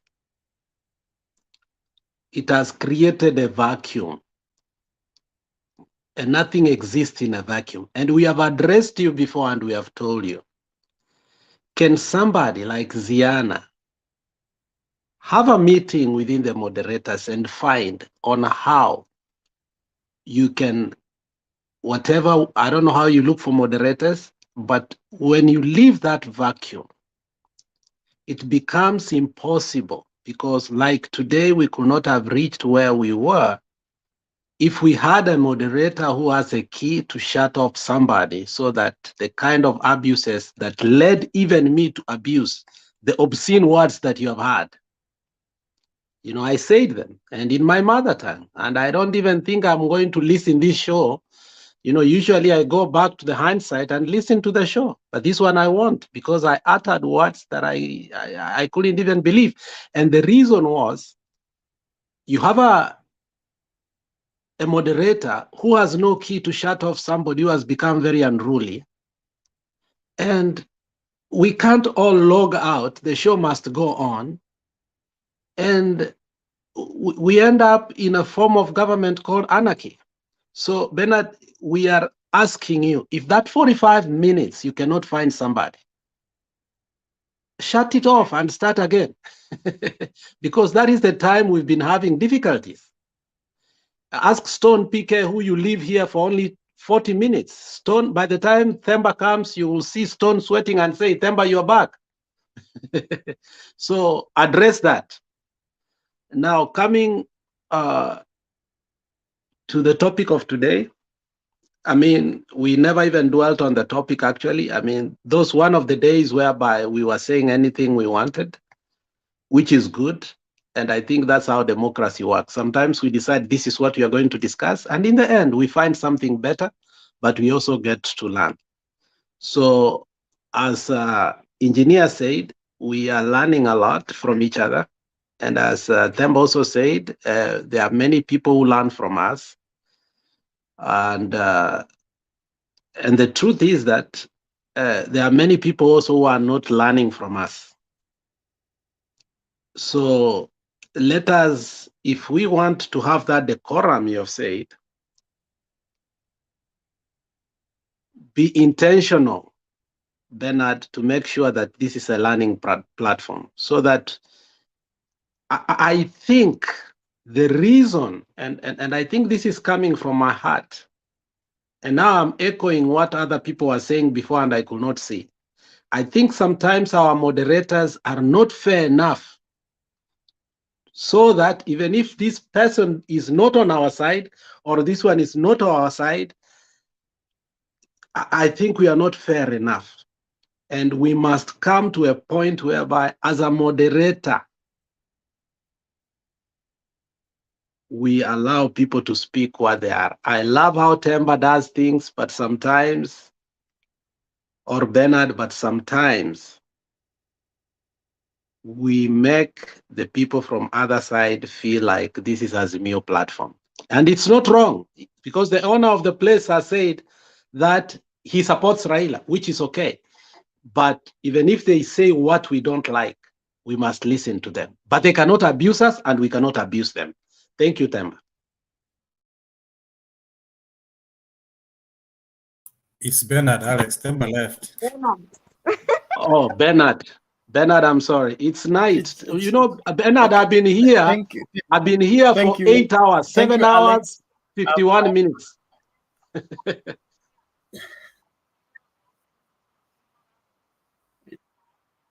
It is good. You feel like how we feel too.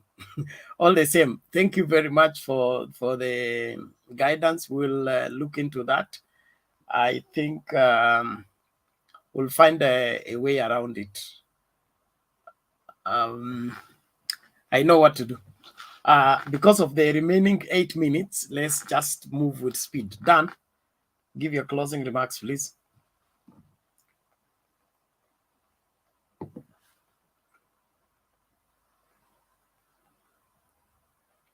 Unmute.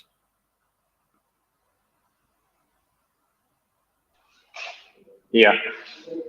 Unmute so, first. Actually, I can say, can you hear me now? You can hear me? Yes, go ahead. Yes, we can hear you. Go ahead. You are muting again.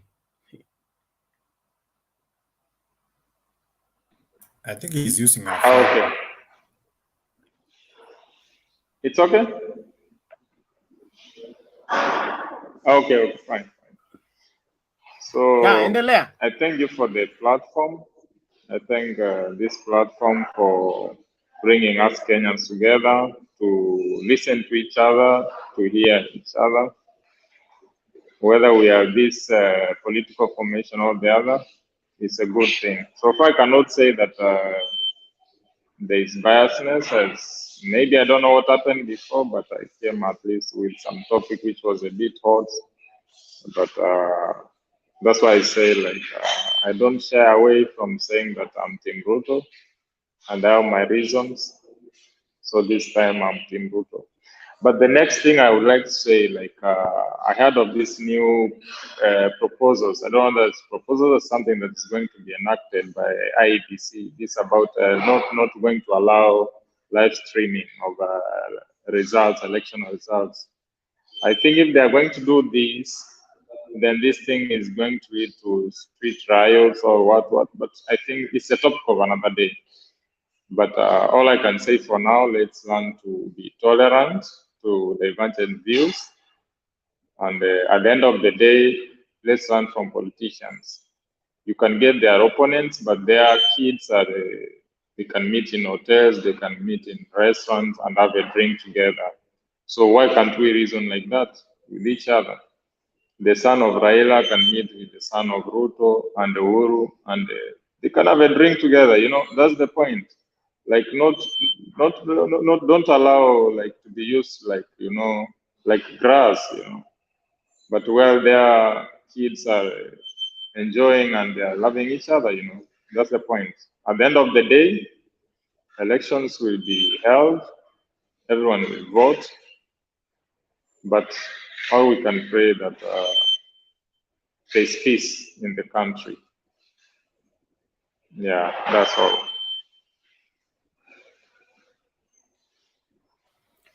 Okay, thank you, Dan. Let's do me in 1 or so minutes, please.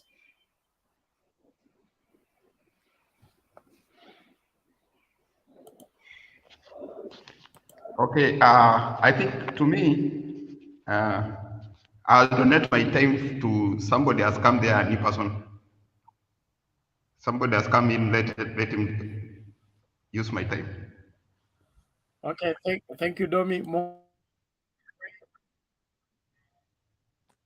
Hey guys, Bernard, Mambo. It's been long. This is Moses. I used to contribute here. I used to be a UDA Damu, but things shifted. Nimeamua kuingia Azimio.